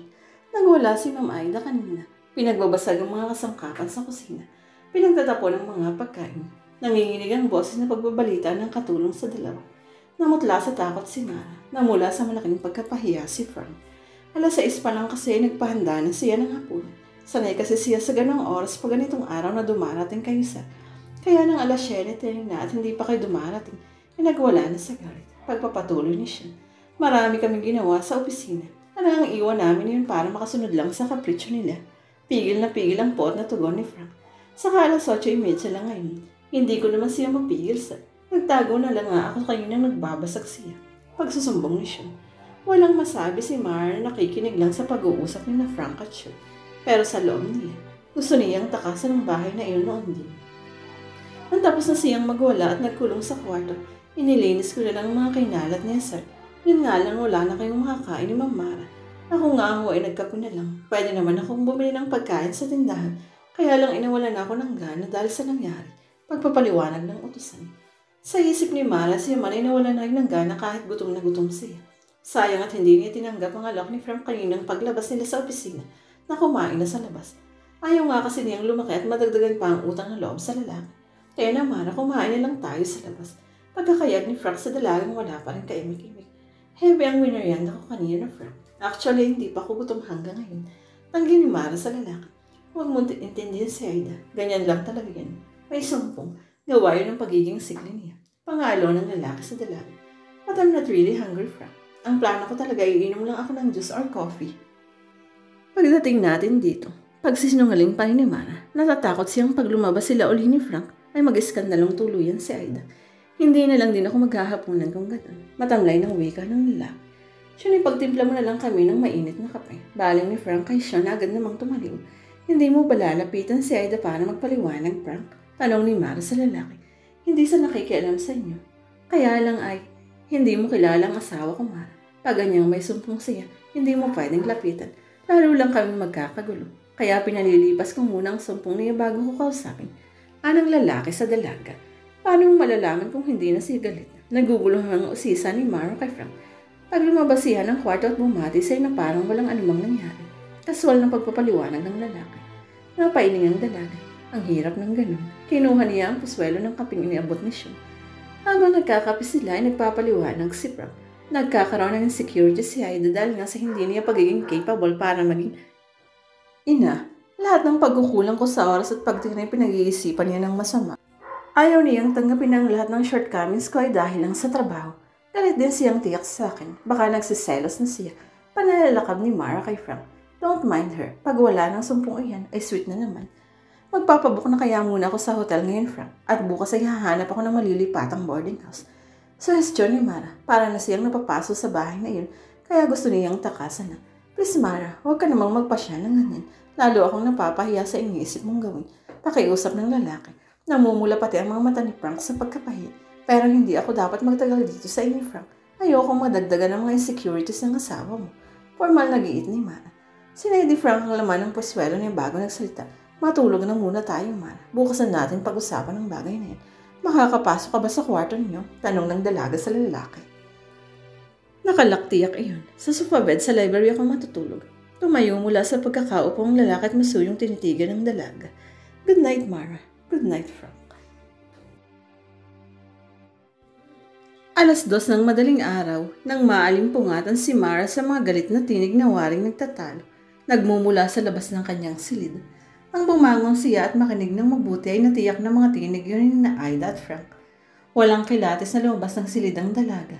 Luminaw sa kanyang bangtinig ang pagtutungayan na tiyak niyang nagmumula sa loob ng kwarto ng mga asawa. Hindi ako naniniwalang dahil ang sa kwintas na yun, kaya interesado ka sa babaeng yun. Alam kong inaatake ka naman ng kalibugan mo. Si Aida iyon, gigil na gigil. Sinabi ko na sa'yo, may habilin sa akin si Doña Clara. Huwag kong pababayaan ng anak niya at iyakan hindi nito ipagbibili o isasanla ang kwintas. Pahigil ding tugon ni Frank. Kaya nga tinutulungan ko siya para hindi siya magipit. Dahil pag nagipit siya, ay baka maisipang ipagbili ang kwintas na iyon. Sinalat ni Mara ang kwintas na nakasabit sa kanyang leeg. Iyon ang iniwang pamana sa kanya ng kanyang ina. Iniisip niya kung bakit labis niyang pinag-iingatan ng alahas na iyon at bakit pati si Mr. Frank Cromes ay pinagbilinan pa ng kanyang mama tungkol sa kwintas na iyon. Basta kapag hindi mo pinalis ang babaeng yan, ay ako mismo ang magtataboy sa kanya. Buong kapuotang pagbabanta ng asawa ni Frank. Oras na ginawa mo yan, ay ikaw ang lalaya sa bahay na ito, Aida. Tandaan mo yan. Nabingaw si Mara sa lakas ng kalabog ng isang bagay na waring iwinato at tumama sa dingding. Napapasok siya sa sariling silid, nanginginig sa takot. Hindi niya akalain ganong kagrabe kung mag-aaway ang mag-asawa. Natahimik sa silid ng mag-asawa pagkatapos ng kalabog na iyon. Inisip ni Mara na baka tinamaan si Frank ng kung anong ibinato ni Aida at napuruhan ito. Gusto sana niyang magtanong para makatulong sa lalaking kung nagdisgrasya man ito, pero natatakot siya kay Aida. Tiyak na siya ang pagbubuntunan ng puot ng babae. Isa pa, hindi siya dapat makialam sa away ng mag-asawa, lalo pat siya ang dahilan ng away na iyon. Baka isipin ni Aida na totoo nang may relasyon sila ni Frank, kaya siya nakikialam. Napakislot si Mara nang marinig ang pagbukas ng pinto ng silid na mag-asawa. Muli niyang narinig ang boses ni Frank. Hindi na kita papatulan, babae ka. Pero babalik lang ako rito kapag matino ka na. Kasunod ng pagsasalita ng lalaki ay nagmamadaling mga yabag sa pasilyo ng kabahayan. Sumilip sa pinto si Mara at nakitang patungo sa main door si Frank. Mukhang hindi naman nasaktan ng lalaki. Diretso ang paglalakad nito. Anyong malakas pa nga. Sinulya pa ni Mara ang alarm clock na nasa side table ng kama niya. 12:30 pa lang ng madaling araw. Saan kaya pupunta si Frank? Gusto sana niyang habulin ng lalaki at tanongin. Baka nga maglayas ito at hindi na bumalik. Paano naman siya? Hindi siya makakatagal na makasama ang violenteng si Aida. Pero kung hahabulin niya si Frank ay baka makita sila ni Aida. Baka maghinala yun ng kung ano. Minabuti ni Mara na manahimik na lang sa loob ng kwarto niya. At pagdating ng 6:00 ng umaga ay nagprepara na lang sa pagpasok sa opisina. Makalaro na lang sila magkita ni Frank. Siguro naman kahit naglayas ang lalaki ay papasok pa rin ito sa opisina. Muling nahiga ang dalaga. Wala siyang ibang magagawa kundi ang matulog muna. Pero buo ang pasya niya. Sa isip na pag-alis niya sa bahay na yun ay hindi na babalik pa. Kaya pagpasok niya sa opisina ng umagang iyon, ay bibit-bitin na niya ang kanyang mga damit at ilang gamit. Magtataksi na siya paalis kung hindi babalik ng bahay si Frank para sunduin siya. Nahimbing sa pagpaplano si Mara at muling naalimpungatan sa sunod-sunod na katok sa pinto ng silid nito. Ma'am Mara, si Sean nag-aapura ang tinig nito. Mabigat ang ulong bumangon si Mara at binuksan ang pintuan. Nasa telepono si Sir Frank, ma'am. Gusto raw kayong makausap. Sa lubong ng utusan ng dalaga. Nasa walway patungong salang telepono. Tinungoy ni Mara matapos magpasalamat kay Sean. Frank, nasan ka? Bungad niya ng sagutin ng telepono. Narito ako sa opisina, Mara. Dito ako natulog. Nagtalo kasi kami ni Aida kaninang madaling araw. Pinato ako ng ashtray, mabuti na lang at hindi ako tinamaan. Pagsusumbong ng lalaki kay Mara. Narinig kong umalis ang kotse mo kanina. Akala ko may nagkarnak na. Pero nang tingnan ako sa bintana, nakita kong ikaw ang sakay. Ang akala ko naman ay may emergency kang pinuntahan. Hindi sinabi ng dalagang narinig niyang pag-aaway at pagsisigawan ng mag-asawa. Ayaw niyang mapahiya si Frank sa kanya pag nalamang narinig niyang pag-aawayan ng dalawa. Grabe talaga si Aida pag may sumpong. Ngayon ba ay tulog pa siya? Tanong ni Frank kay Mara. Tahimik sa loob ng kwarto niya. Tulog pa siguro, anang dalaga. Pasensya na sa gulo namin, Mara. Nahihiyang wika ni Frank kay Mara. Hindi ko naman mapatulan ang misis ko dahil alam ko insecure lang siya kaya ganyan ang ugali. I understand, Frank. Pero napagpasyahan ko na rin na humanap ng malilipatan ngayong umaga. Tutuloy na muna ako sa boarding house na malapit din sa opisina natin. Siguro naman within a month ay makakahanap na uli ako ng mas maayos na matitigilan. Pagtitiisan ko na muna for the meantime ang boarding house. Lalong ayaw kong makadagdag sa problema ninyong mag-asawa. Seryoso at desididong wika ng dalaga sa lalaki. Hindi na kita pipigilan kung ganyan ang pasya mo, Mara, at saka sa inaasal ng misis ko. Ay napapahiya na rin ako sa'yo. Pag alis ko rito ngayon, dadalhin ko na ang mga gamit ko, Frank. Magtataksin ako papunta riyan sa opisina. Titingnan ko lang kung makakapagpaalam ako kay Aida. Pero kung hindi pa rin siya magiging gising hanggang pag-alis ko, itatawagan ko na lang siya sa telepono kahit sa bandang hapon para magpaalam. Patuloy ng dalaga. Babalikan kita riyan ngayon din, Mara. Kaysa magtaksi ka pa at gigisingin ko rin si Aida para makapagpaalam ka. Baka kasi lalo siyang magalit kung aalis ka nang hindi niya alam. Maagap na sambot ni Frank. Ikaw ang bahala, Frank. At kung susunduin mo ako, mauunan ako sa boarding house para maiwan ko ng mga gamit ko. Sang-ayon ng dalaga. Pagkababa sa telepono ay kagad nag-ayos si Mara para sa pag-alis. Nag-impake na siya ng mga gamit. Nakalalagay lang niya sa loob ng closet nang makalawa nang dumating siya sa bahay ng mga iyon. Nalulumang dalaga habang naghahanda na naman ang muling paglilipat ng tirahan. Ibig niyang mahabag sa sarili sa nangyayari sa kanyang buhay. Naturingan siyang anak ng isang milyonaryo ay wala siyang sariling tirahan. Tinimpi niya ang pagbabagong hinanakit sa dibdib. Ganito lang pala ang buhay niya. Kung ilang taong handaan ang kanyang ina para sa kanya. Wala palang saysay ang mga panahon isinakripisyo nito para mapagandahan ang kanyang kinabukasan. Pati ang relasyon nito sa kanilang mag-ama ay tumabang dahil sa pag-aasikaso sa kabuhayang mauuwi naman palang lahat sa wala. Nakaimpake na at nakabihis si Mara ang dumating si Frank. Nakapagpaalam ka na ba kay Aida? Pahangos na tanong ng lalaki kay Mara pagdating nito. Tulog pa rin siya. Naaalangan akong pumasok sa kwarto niyo para gisingin siya. Sagot ng dalaga. Mas mabuti siguro kung ikaw ang gumising sa kanya. Napailing si Frank. Baka hindi lang nga siya ang ibato sa akin ito. Pero kailangan talagang malaman niya na aalis ka na. Kung hindi ay baka isiping tinakasan mo siya dahil may kasalanan nga tayong dalawa. Pagkasabi niya ay pumasok na si Frank sa silid nilang mag-asawa. Habang nasa loob ng silid ang lalaki, ay kinakabahan naghihintay sa sala si Mara. Nag-aalas sa siya baka magwala na naman si Aida. Ngunit si Frank ang narinig ni Mara na nagsisisigaw. Bago siya nakatakbo patungo sa silid. Nang mag-asawa ay humahagibis nang lumabas ang lalaki. Putlang-putla ito. Frank, bakit? Nagtatakang usisa ni Mara. Si Aida, patay na. Nagpakamatay siya Mara. Nangangatalang tinig at halos maiyak ng wika ng lalaki sa dalaga. Parang bombang sumabog sa pandinig ni Mara ang sinabi nito. Biglang nanuyo ang kanyang lalamunan. Gusto niyang sumigaw pero walang boses na lumalabas sa kanyang lalamunan. Mara, anong gagawin ko? Parang batang biglang naging helpless ang lalaki. Paano mong natiyak na patay na si Frank? Saan kasi nakapagsalita si Mara? Nanginginig ang buong katawan niya sa sindak. Hindi niya kinakalang aabot sa ganoong trahedya ang gulong pinasukan niya. Ginitising ko siya pero hindi kumikibo. Napansin kong maputla siya at nangingitim ang mga labi. Nang hipuin ko ay matigas na. Masagang tinig na paliwanag ni Frank. Paano mong natiyak na nagpakamatay siya? Muling usig ng dalaga. Inisip ko lang iyon dahil nga sa pag-aaway namin kagabi, Mara. Anyong nalilitong tungo ni Frank. Baka uminom siya ng overdose ng sleeping tablets para kasi siyang namatay habang tulog. May sleeping tablets ba siyang iniinom? Parang detected nga ng OO6 si Mara. At hindi rin niya malaman kung bakit nagtatanong siya ng ganun sa halip na makiramay na lang kay Frank. Regular siyang umiinom gabi-gabi dahil nga hindi siya makakatulog agad. Lagi nga kasing nakakaramdam ng kung ano-anong sakit sa katawan. At nag-iisip pa rin ng mga kung ano-ano laban sa akin at sa mga taong malalapit sa akin. Pero isa ang inom niya. Pampatulog lang talaga. Pagpapaliwanag lang lalaki. Ang mabuti ay ipa-autopsy mo siya para makatiyak kung ano talaga ang kinamatay niya. Nalulungong payo ni Mara kay Frank. Palagay ko hindi na kailangan yun, Mara. Payapaan siya. Ano man ang dahilan ng pagkamatay niya ay hindi na mahalaga. Ang mahalaga ay payapaan na siya. Malungkot na tugon ni Frank. Tinungo ng lalaki ang telepono. Tatawag na lang ako sa punerarya.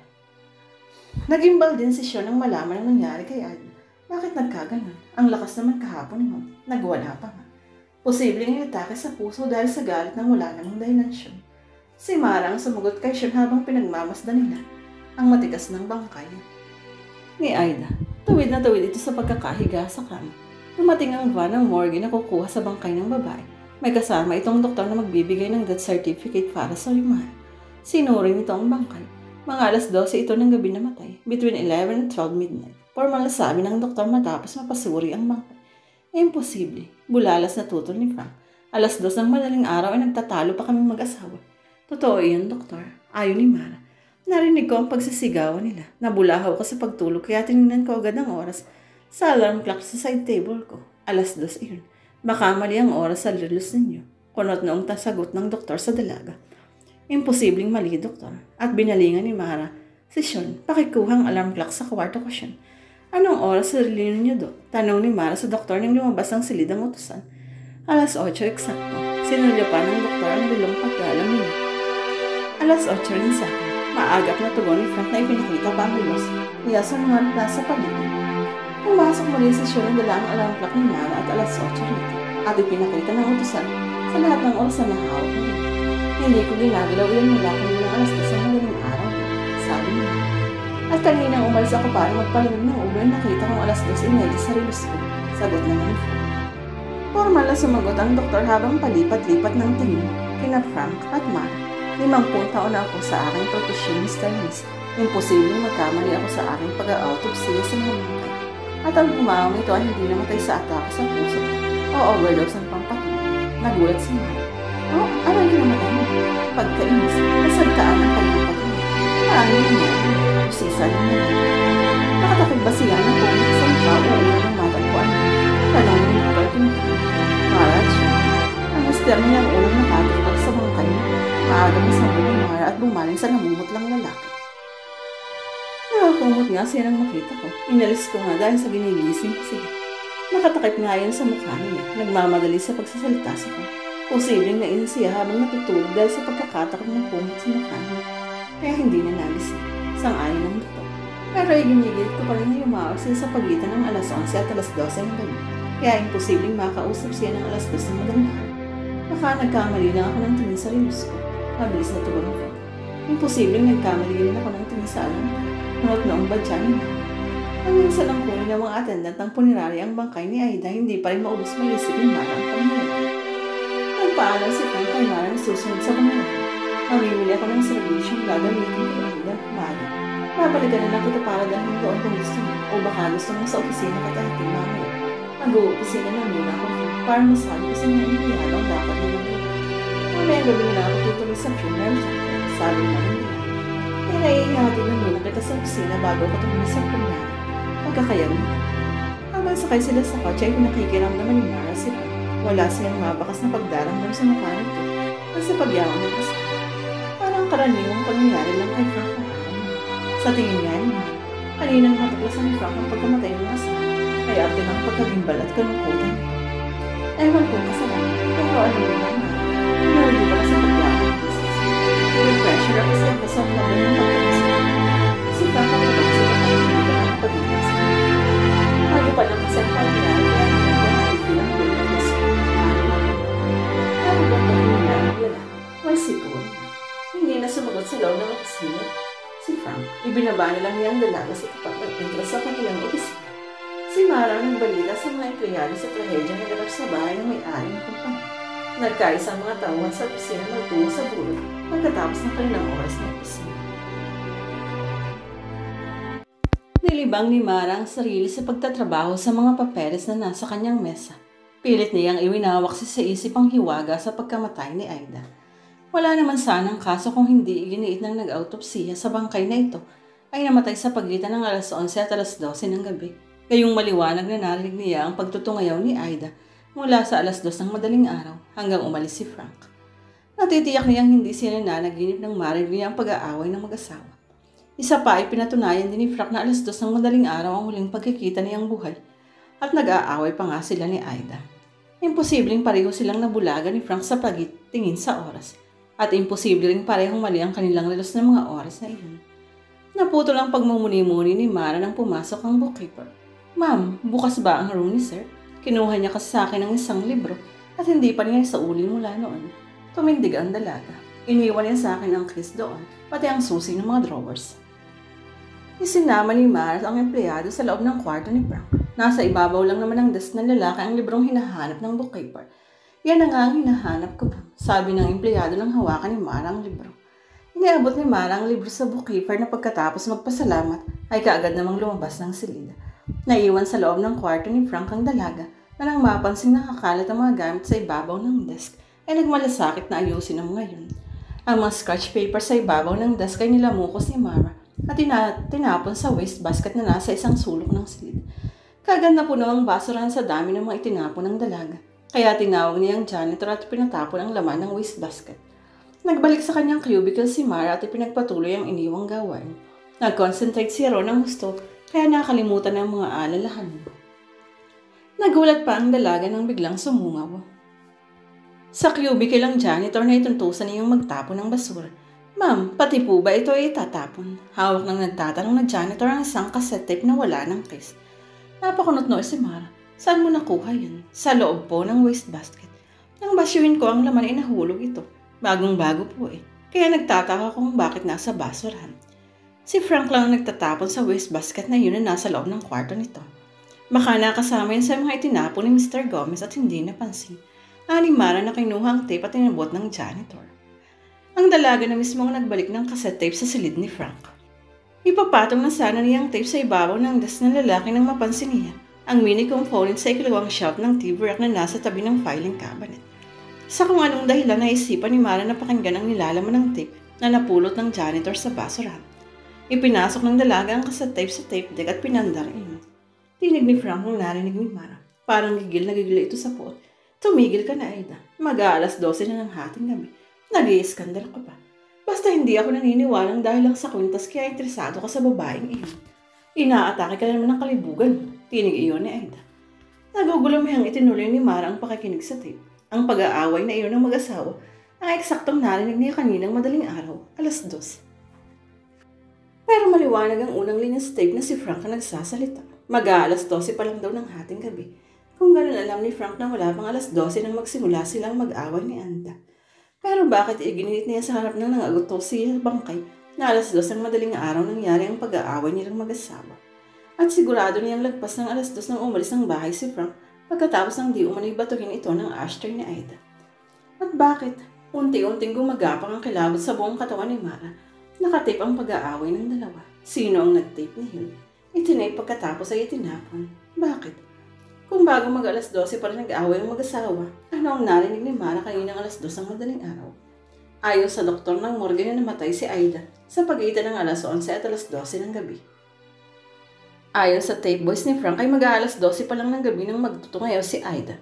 Mali ang relos na tinitingnan ni Mara habang nag-aaway ang dalawa kung ganun. Pero napatunayan na hindi yun sira. Ang oras na yun ay katugma sa mga relong suot ni na Frank at ng doktor kaninang 8:00 ng umaga.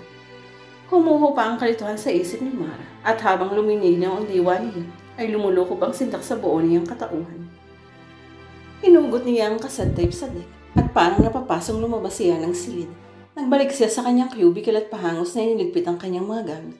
Kumuha ng malinis na papel at isinubo sa makinilya. Noon din ay gumawa siya ng resignation letter para kay Frank.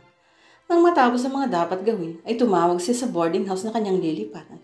Nakipag-ayos sa landlady.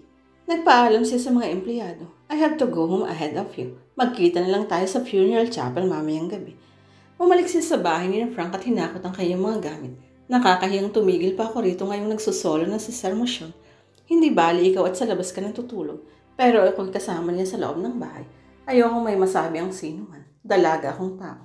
Pagpapaliwanag niya kay Sean na malungkot sa biglaan niyang desisyon. Nagpilit pa rin ng dalaga na makarating sa burol ni Aida kahit mabigat ang loob niya. Ayaw na sana niyang makita si Frank Gomez. Pero nakabuti ang pagpunta niya sa punerarya. Nagkita sila ni Mr. Blanco ng Manila Corporate Bank. Ipinakilala sila ni Frank sa isa't isa. Si Mara, anak ni Doña Clara Lizares, sabi ng lalaki kay Mr. Blanco. Kaibigan din siya ng Mama Mara, sabi naman ni Frank sa dalaga. Mahigpit na kami na maya ni Mr. Blanco si Mara. I'm sorry, hindi ako nakarating nang mamatay ang mama mo. Nasa abroad ako noon. Actually, kababalik ko lang 2 days ago. Pinagmasdan ng dalaga ang mukha ng karap. Magana ang loob niya sa matandang lalaki. Hindi tulad ng unang makita niya si Frank Gomez. Mabigat agad ang loob niya sa lalaki. Nagkatabi sila ni Mr. Blanco sa upuan habang abala si Frank sa pag-iistima ng mga dumaraming nakikiramay. Hindi sinayang ni Mara ang pagkakataon. Kagandiyang sinabi kay Mr. Blanco ang kanyang problema. Nakikituloy ho ako ngayon kina Frank dahil nga nailit ng aming propriedad. Pero ngayong biyudo na siya at alangan tumigil pa ako sa bahay niya. Kaya nga kanina rin bago ako naparito ay lumipat na ako sa boarding house. Payag ni Mara kay Mr. Blanco. Hindi ba mahirap para sa iyo ang tumuloy sa isang boarding house? Tanong ng matandang lalaki. Mahirap nga ho, pero wala akong magagawa kundi ang magtiis muna sa ganoong kalagayan. Kapag siguro nakaluwag na ako ay lilipat na lang ako sa isang maayos na tirahan. Malungkot na amin ni Mara. May paupahan akong apartment iya. Sa ngayon ay bakante ang isang pinto. Doon ka na lang lumipat.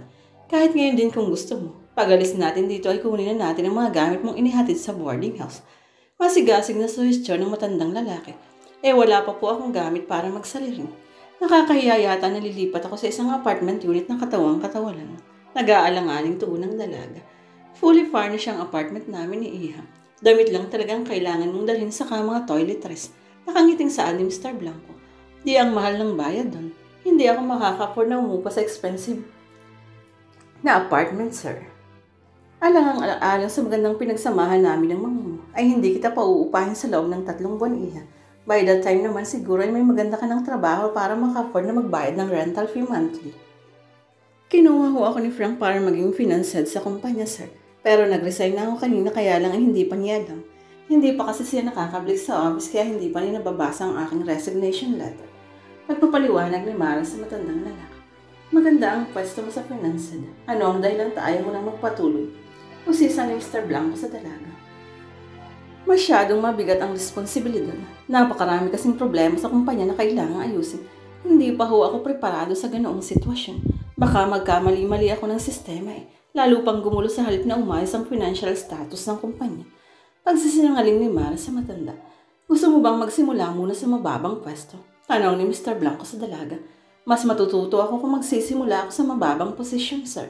Maagap na sambot ni Mara.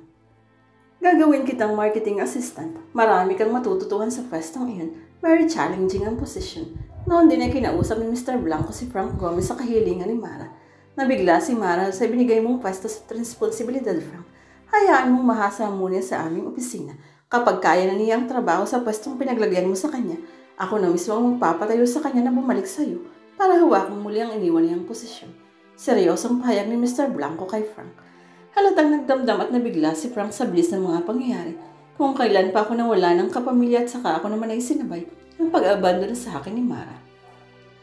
I have to be practical, Frank. I'm sorry kung naapektuhan ka, pero lalo kang madidisgrasya kung magkakamali-mali ako sa aking trabaho. Tinitigan ng lalaki si Mara. Nagdududa sa talagang dahilan ng pag-alis ng dalaga sa kanyang bahay at opisina. Mag-uusap tayo, Mara. Hihintayin ko lang na may libing si Aida. Formal na wika ni Frank. Kinabahan si Mara. Parang nagbabanta ang tinig ng lalaki. Para makatiyak ng sariling kaligtasan, ang araw ring iyon ay pumayag si Mara na lumipat sa apartment na sinasabi ni Mr. Blanc. Lalo siyang nasiyahan at napaligay ang loob nung makitang may security card pa ang apartment na may 8 pinto. Safe na safe ang lugar na iyon, tulad ng kailangan ng dalaga. Bukas ay hihintayin kita sa aking opisina, Mara, para mapermahan mo ang application form. Formalidad lang iyon sa pagsisimula mo sa trabaho sa amin. Ani Mr. Blanco, kay Mara bago iniwan ang dalaga. Thank you so much, Mr. Blanco. Hulog kayo ng langit sa akin. Nang gabing iyon ay nakatulog ng mapayapa si Mara. Ang pakiramdam niya ay nakakawala siya sa kuko ng isang halimaw. Sa kwintas na suot niya nakatingin si Mr. Blanco nang pumasok si Mara sa office room nito. Nailang tuloy ang dalaga. Sinalat ang lakit na palawit ng kwintas. Pag-ingatan mo ang kwintas na iyan, Iha. Napakamahal niyan. Babala ng matandang lalaki kay Mara.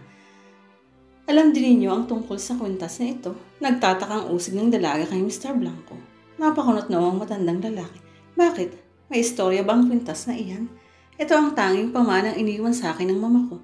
Ang sabi niya, ipakita ko lang daw ang kwintas na ito sa mga taong itinuro niya sa akin para ko lapitan sa gitna ng kagaybitan at hindi raw ko bibiguin.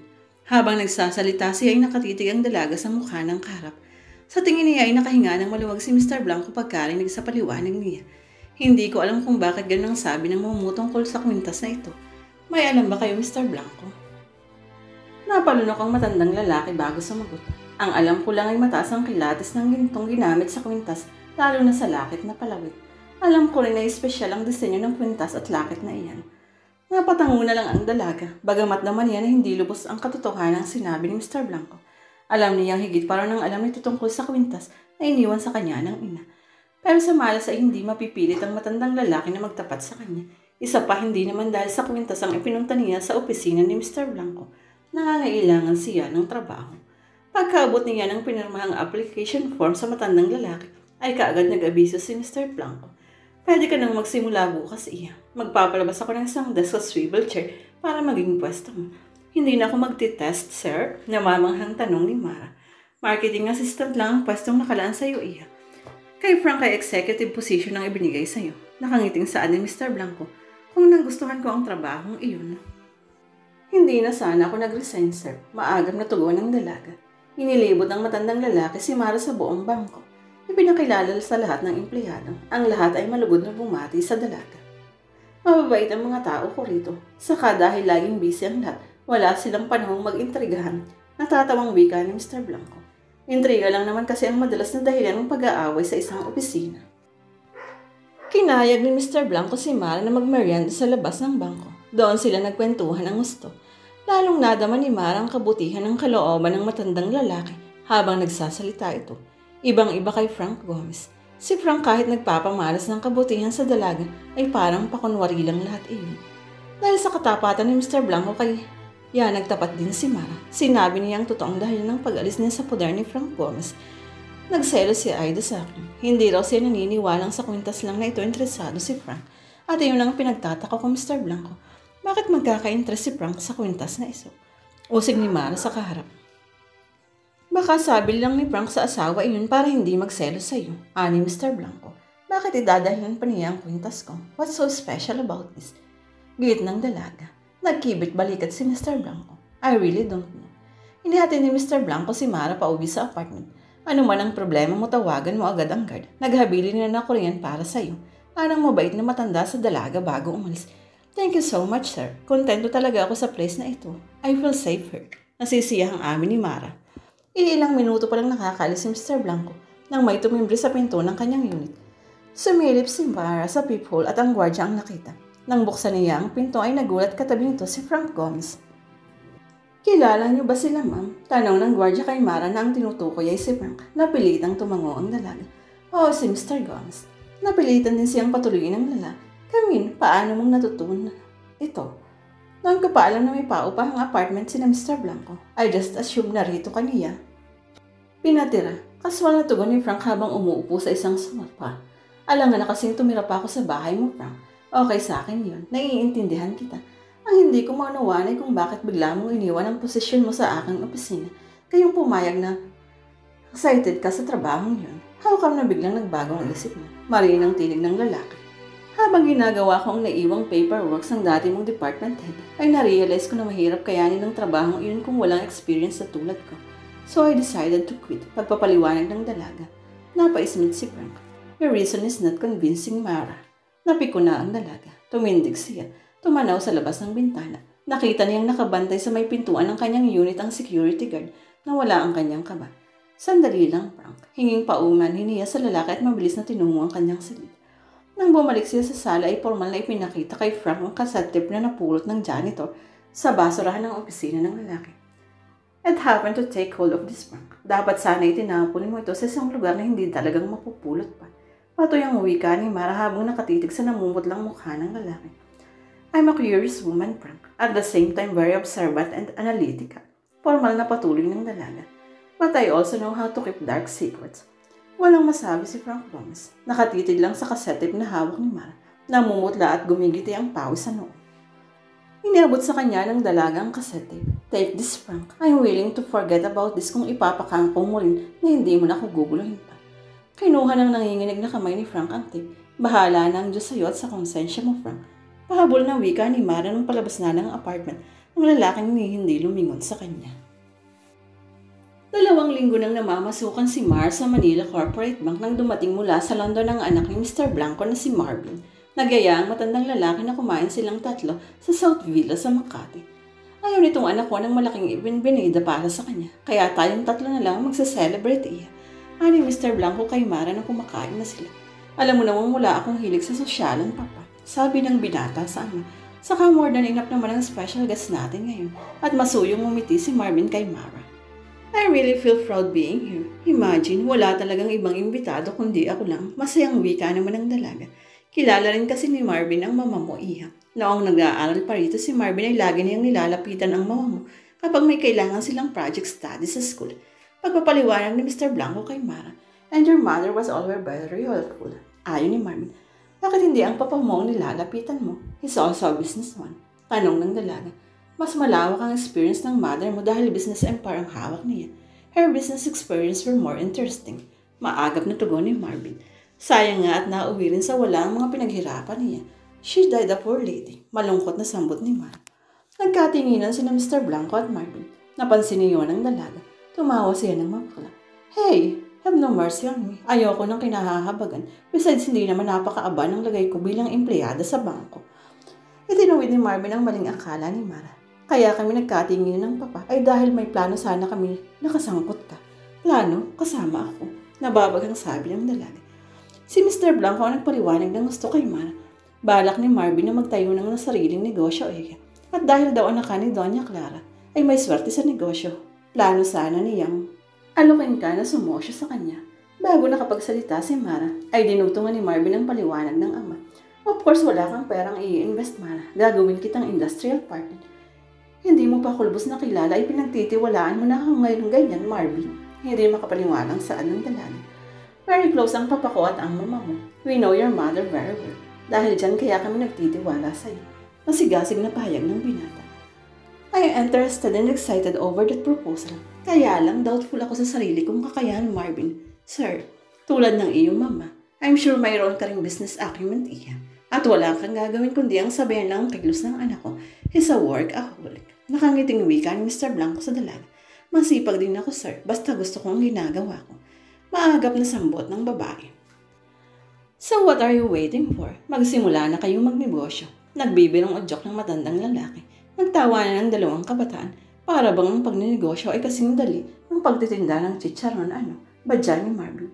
Ganun nga siguro ang tingin ng mga business experts sa tulad ng papa mo. Sagot naman ni Mel. Mara, pagkatapos ng munting selebrasyon na nagpresenta si Marvin na ihahatid ang dalaga, nagpaunang umuwi si Mr. Blanco na dala ng sariling kotse niya.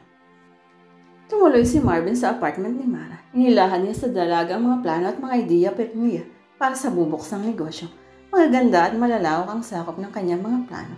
Trading company ang balak niyang establish. Pwedeng magbenta ng kahit anong available sa market at in demand sa consumer side.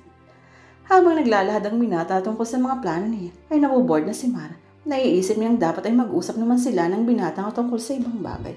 Halimbawa ay tungkol sa mga personal nilang buhay o sa mas experience nila habang nasa abroad.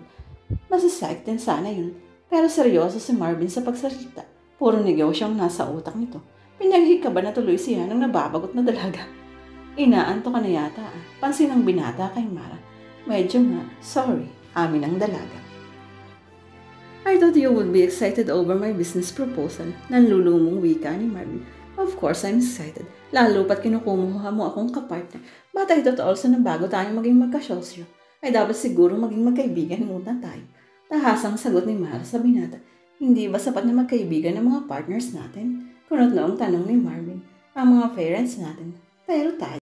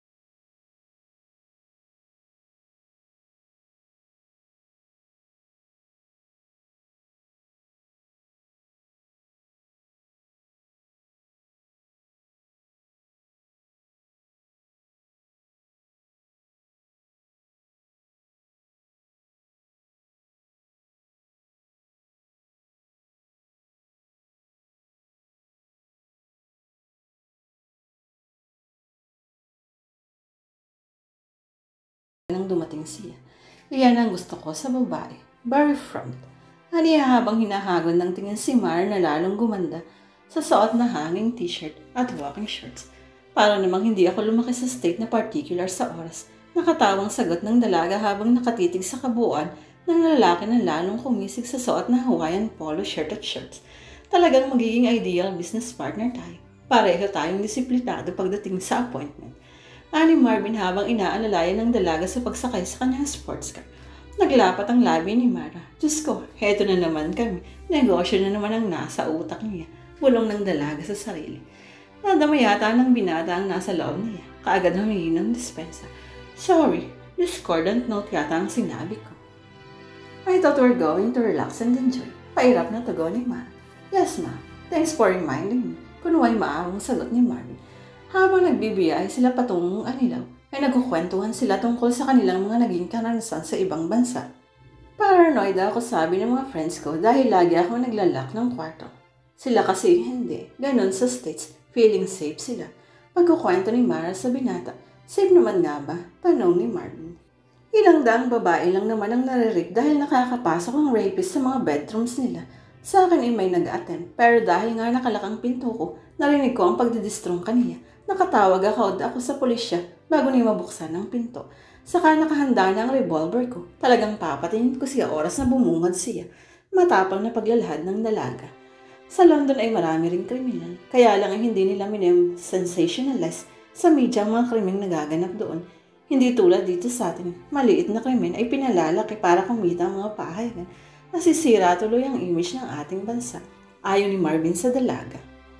Ito ang masama sa atin. Very individualistic ang mga negosyanteng Pinoy sa kagustuhang kumita ng malaki ay tinutubog ang sariling bayan. Mapait na wika ni Mara. Pag tayo ang naging negosyante, iiwas tayo sa ganung mentality.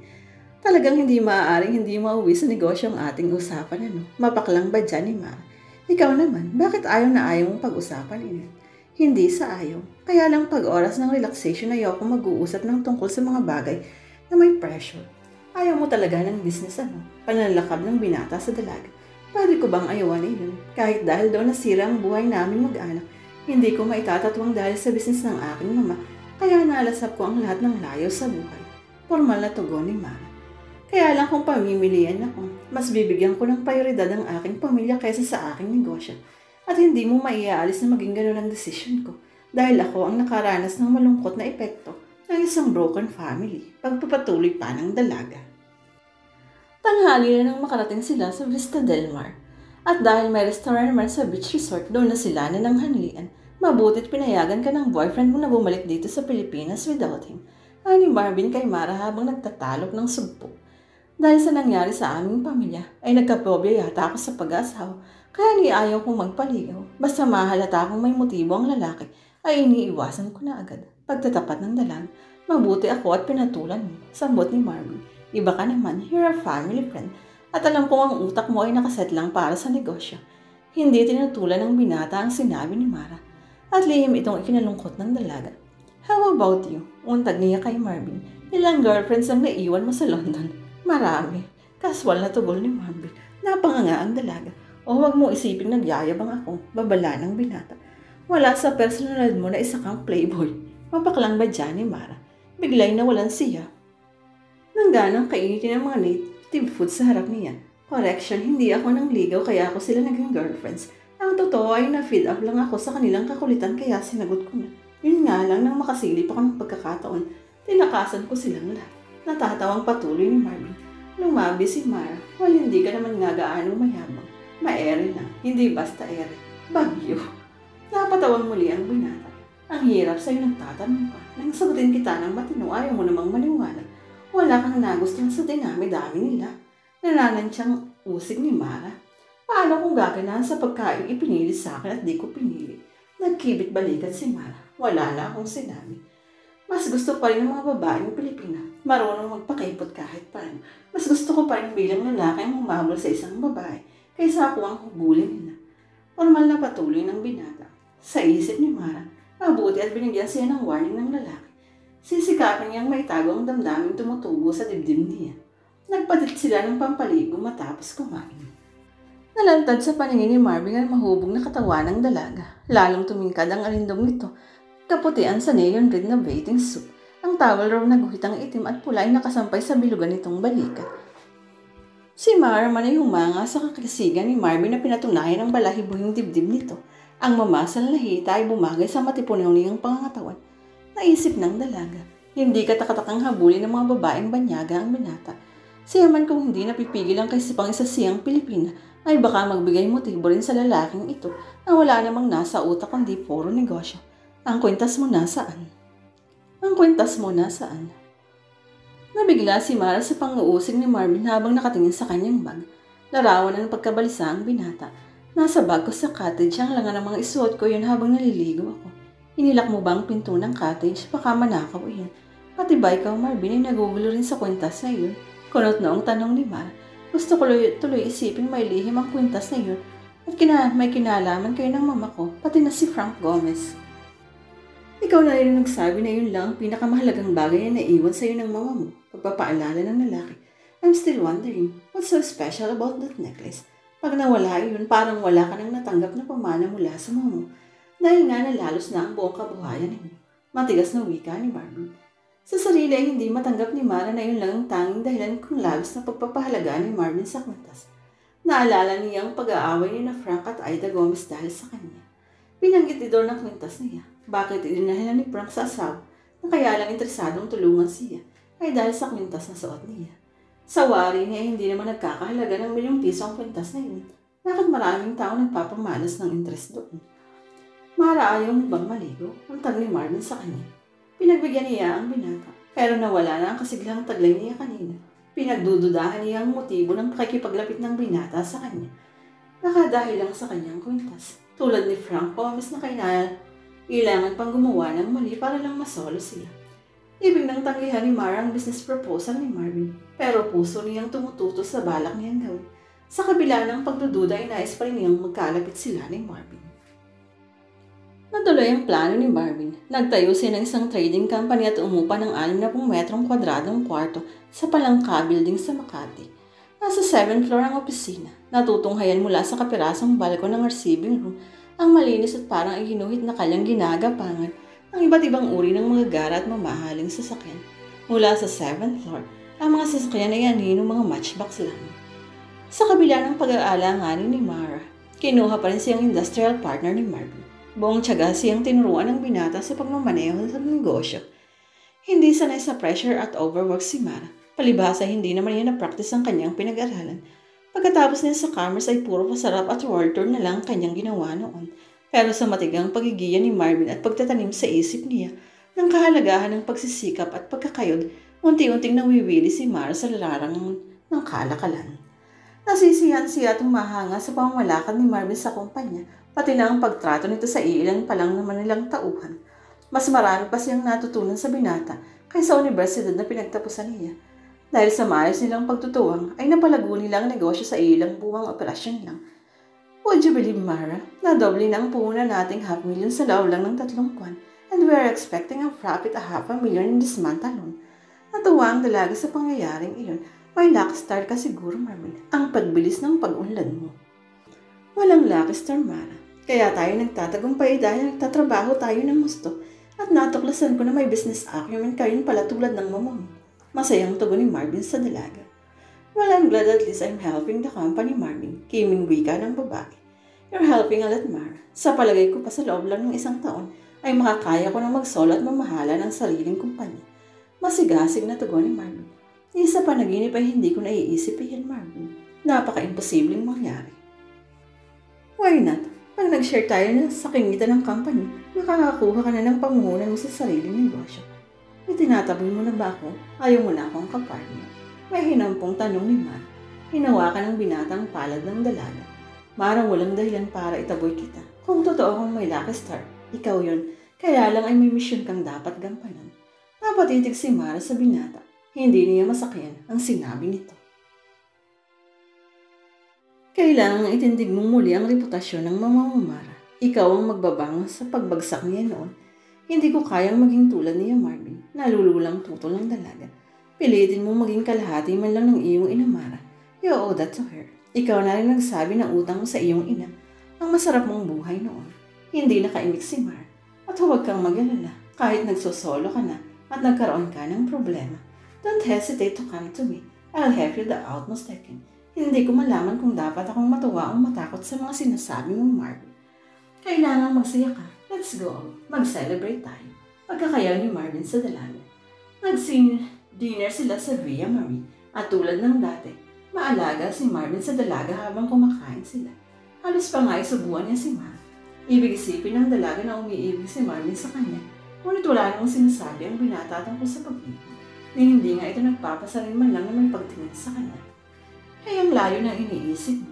Yun bang naiwan sa abroad? Saan ba? Sa States o sa Europe? Pabirong untag ni Marvin sa dalaga. Walang gatol na tumugon si Mara. Ikaw ang iniisip ko, Marvin. It seems you're wasting your time on me. Para kang profesor na walang sawa sa pagtuturo sa akin. Parang guardian na hindi laging nakasubaybay. Bakit ba? Mabilis at walang kurap na sumagot ang binata. Mara, hindi ba't kaibigan ng papa ko ang mama mo? Naging mabait din sa kanya si Doña Clara sa noon.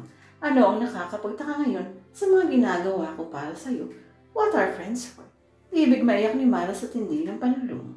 Hindi yun ang inaasahan niyang isasagot ni Marvin sa kanya. Iba ang inaasahan niyang sasabihin at patutunayan ito. Pero bigo siya. Well, Mara, does that satisfy you? Tanong ni Marvin sa dalaga. Pilit nang umiti ang babae.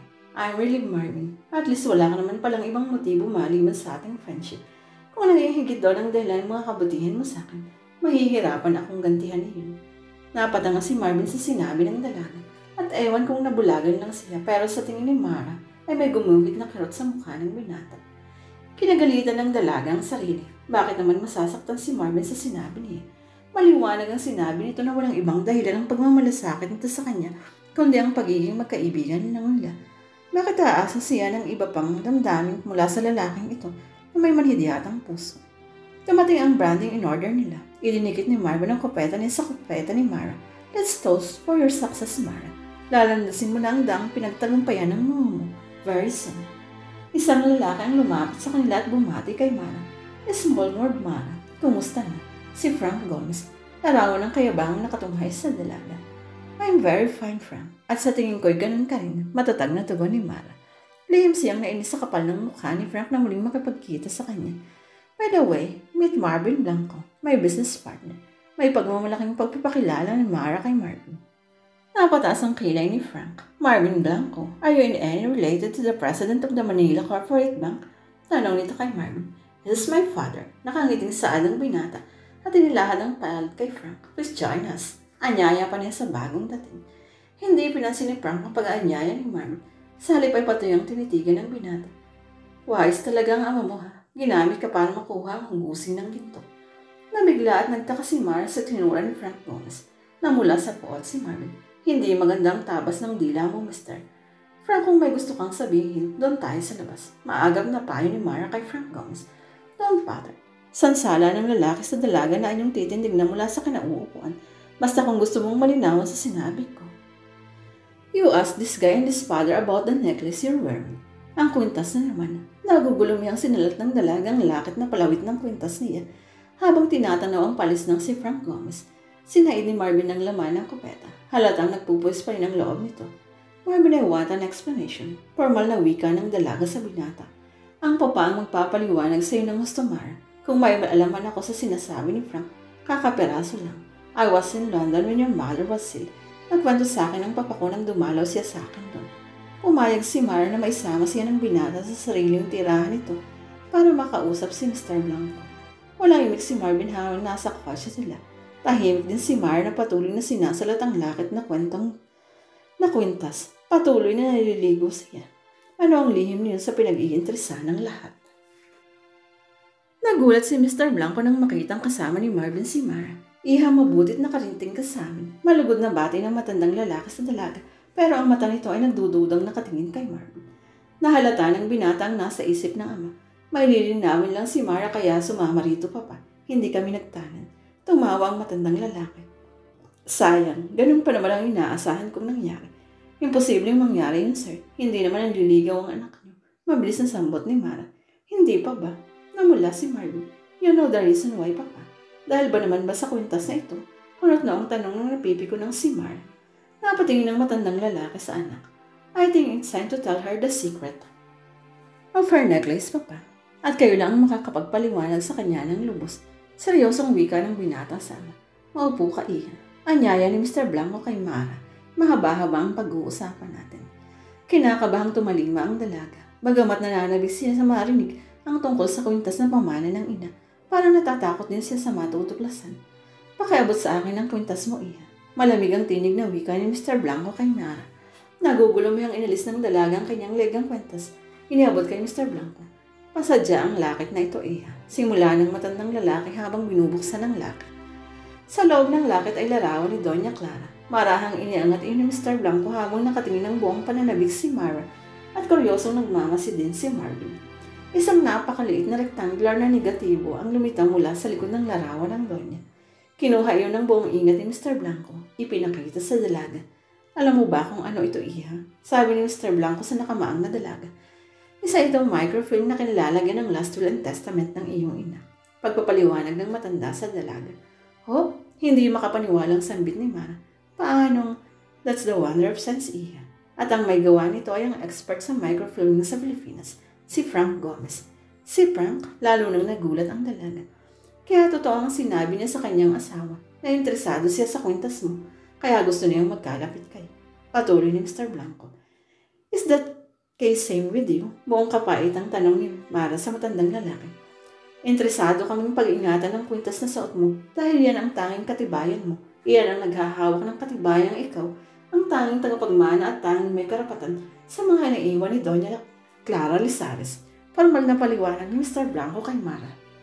Naiwan ang mama ko, hindi ba't nalalos ng lahat iyon? Nalilitong sambit ng dalaga. Napangiti si Mr. Blanco. Iha, your mother died a multi-millionaire. Walang masabi si Mara. Hindi niya mapaniwalaan ang naririnig. Si Atty. Macaranas ang nakaisip ng tungkol sa microfilm dahil nga may kaibigan siyang expert sa gawaing iyon, si Frank Gomez nga, pagtatapos ni Mr. Blanco. Pero bakit nagkakainti si Frank sa kwintas ko tulad ng sinabi niya sa misis niya noon? Nagtatakang usisa ng dalaga. Hindi siya sa kwintas nagkakainteres sa iya. Sa iyo mismo, dahil alam niyang napakalaking kayamanan ang mamanahin mo mula sa iyong mama. Mabisyo si Frank kaya kahit matalino ay napabayaan ang kanyang negosyo. Marami siyang babaeng sinusustentuhan. Lahat ng gastos niya ay kinukuha sa pondo ng kumpanya, kaya na-bankrupt siya, ani Mr. Blanco. Nasuklasan ko nga ang takbo ng kanyang finances ng nadali kong pag-aralan ng kanyang mga libro. Puro withdrawals ang entry doon. Ilan ang pumapasok na income sa company. Ay ni Mara sa matandang lalaki. Disgustado kasi si Frank sa misis niya dahil hindi siya mabigyan ng anak. Nasasakitan pa si Ida, kaya hindi rin naibibigay ang kanyang biological needs. Kailangan niya ng kayamanan mo para itayo muli ang kanyang negosyo. At kailangan din niya ng katawan mo para siya magkaanak iya. Parang kang paliwanag ni Mr. Blanco. Kilabutan si Mara sa pagkaalala sa pagkamatay ni Aida. Lalong nagtumibay ang kanyang hinala ng kagawa ni ni Frank. Kaya inumukay ka ni Mardin maging industrial partner niya sa binuksan niyang negosyo ay para mabuhay ang iyong interest sa pagpapatakbo ng isang kumpanya. Napag-usapan naming mag-ama na iprepara ka sa panahong kakailanganin ng ikaw mismo ang mamahala sa mga negosyong naiwan ng iyong mama. Sa ngayon ay nalaman namin na bumabagsak na talaga ang Lizares Industries. Hindi masyadong reliable ang mga opisyal na nangangasiwa roon. Ani Mr. Blanco, yung sinasabi ko sa iyo na kaya mo nang magbukas ng sariling kumpanya, ang talagang ibig kong sabihin niyon ay kaya mo nang pamahalaan ang sarili mong negosyo na naiiwan sa iyo ng iyong mama. Sa wakas ay nagsalita si Marmin. Paano kung hindi ko makaya? Nag-aalala wika ng dalaga. Kaya mo, Mara. Ang higit na mahalaga ay ang pagkakaroon mo ng interes sa pangangasiwa ng isang business. Kung sa kumpanya ko ay nagsakripisyo ka para sa ikaw mong laniyon, higit mong magagawa yun sa naiwan ng iyong ina. Dahil ikaw ang magpapatuloy ng nasimula na niya at naiwan ng wala sa panahon. Seryosong tugon ng binata. Sabi mo, sige mo akong tutulungan kahit nagsasarili na ako. Paalala ni Mara kay Marvin. I'll keep my promise. Taimtim ng pangako ni Marvin. Inihatid ng binata pabalik sa apartment si Mara. Bago siya nagpaalam, ay formal na kinausap ang dalaga. Ngayon siguro ay alam mo na kung bakit ayaw kitang ligawan. Sabi ng binata sa dalaga. Hindi maunawa ni Mara ang ibig sabihin ng lalaki. Dahil sa kwintas mo at sa lihim na nakapaloob doon. Malungkot na patuloy ni Mara. Sana'y totoo nang mahirap ka. Hindi ako mag-aalangan. Ang kaso'y, alam ko namang hindi ka mapagsamantala, Marvin. Masuyong wika ni Mara sa binata. Sabi nga ni Frank Gomez, ay nakakuha raw ako ng gusing ng ginto. Mapait na saad ni Marvin. Akala mo ba naman ay maniniwala ako sa taong iyon? Nakalabing ba dyan ni Mara? I know him better and I know you best, Marvin. Saka na ako manliligaw, Mara. Kapag nakaya ng pride ko ang mapagbintang ang kayamanan mo lang iniibig ko. Seryosong pagtatapos ng lalaki. Napaiyak sa inis si Mara. Sa halip na ikagalak ang katotohanang hindi naman pala siya naiwang mahirap ng kanyang mama, ay kinalungkot pa niya iyon. Ano ang halaga ng kayamanan kung walang pag-ibig? Sa loob ng 3 taong pamamahala niya sa Lizares Industries, ay nagawa ni Mara na mailagay sa listahan ng first 1,000 successful companies ang kumpanyang naiwan ng ina. Katulad ni Doña Clara, ay hinangahan siya at iginalang sa business world. Ang kumpanya ni Frank Gomez ay tuluyang bumagsak. Para makaligtas sa kahihiyan at mga pinagkakautangan, nagtungo ito sa US at namasukan sa isang microfilming company. Ngunit likas na maitim ang budhi, doon naman ito gumawa ng kalokohan. Ang huling balita sa kanya ay dinampot ito ng FBI at ikinulong sa bilangguan doon. Kung naging matagumpay man ang pagmamaneho ni Mara sa kanyang mga negosyo, iyon ay dahil din sa walang sawang pagtulong at pagpapayo ni Marvin Blanco na ayaw pa rin lumigaw sa dalaga. Maunlad na ang trading company ni Marvin. Nakabili na ito ng sariling opisina. Mababa lang ang gusali. 4-story lang pero mag-ara sa paningin. Lumang gusali, iyon ay pinaayos ni Marvin. Sa blessing ng gusali at bagong opisina ay si Mara ang guest of honor niya. Pagkatapos ng pagbabasbas ay nagsalita ng kaunti si Marvin habang pasalamat sa mga nagsidalaro at tuloy ipinakilala ang kanyang guest of honor. My guest of honor and future Mrs. Marvin Blanco. Napatanga si Mara. Paanong nangyari yun ay hindi pa lumiligaw sa kanya si Marvin. Pero nang kabigin siya at hatka ng binata sa gitna ng masibagong palakpakan ay hindi tumutol ang dalaga.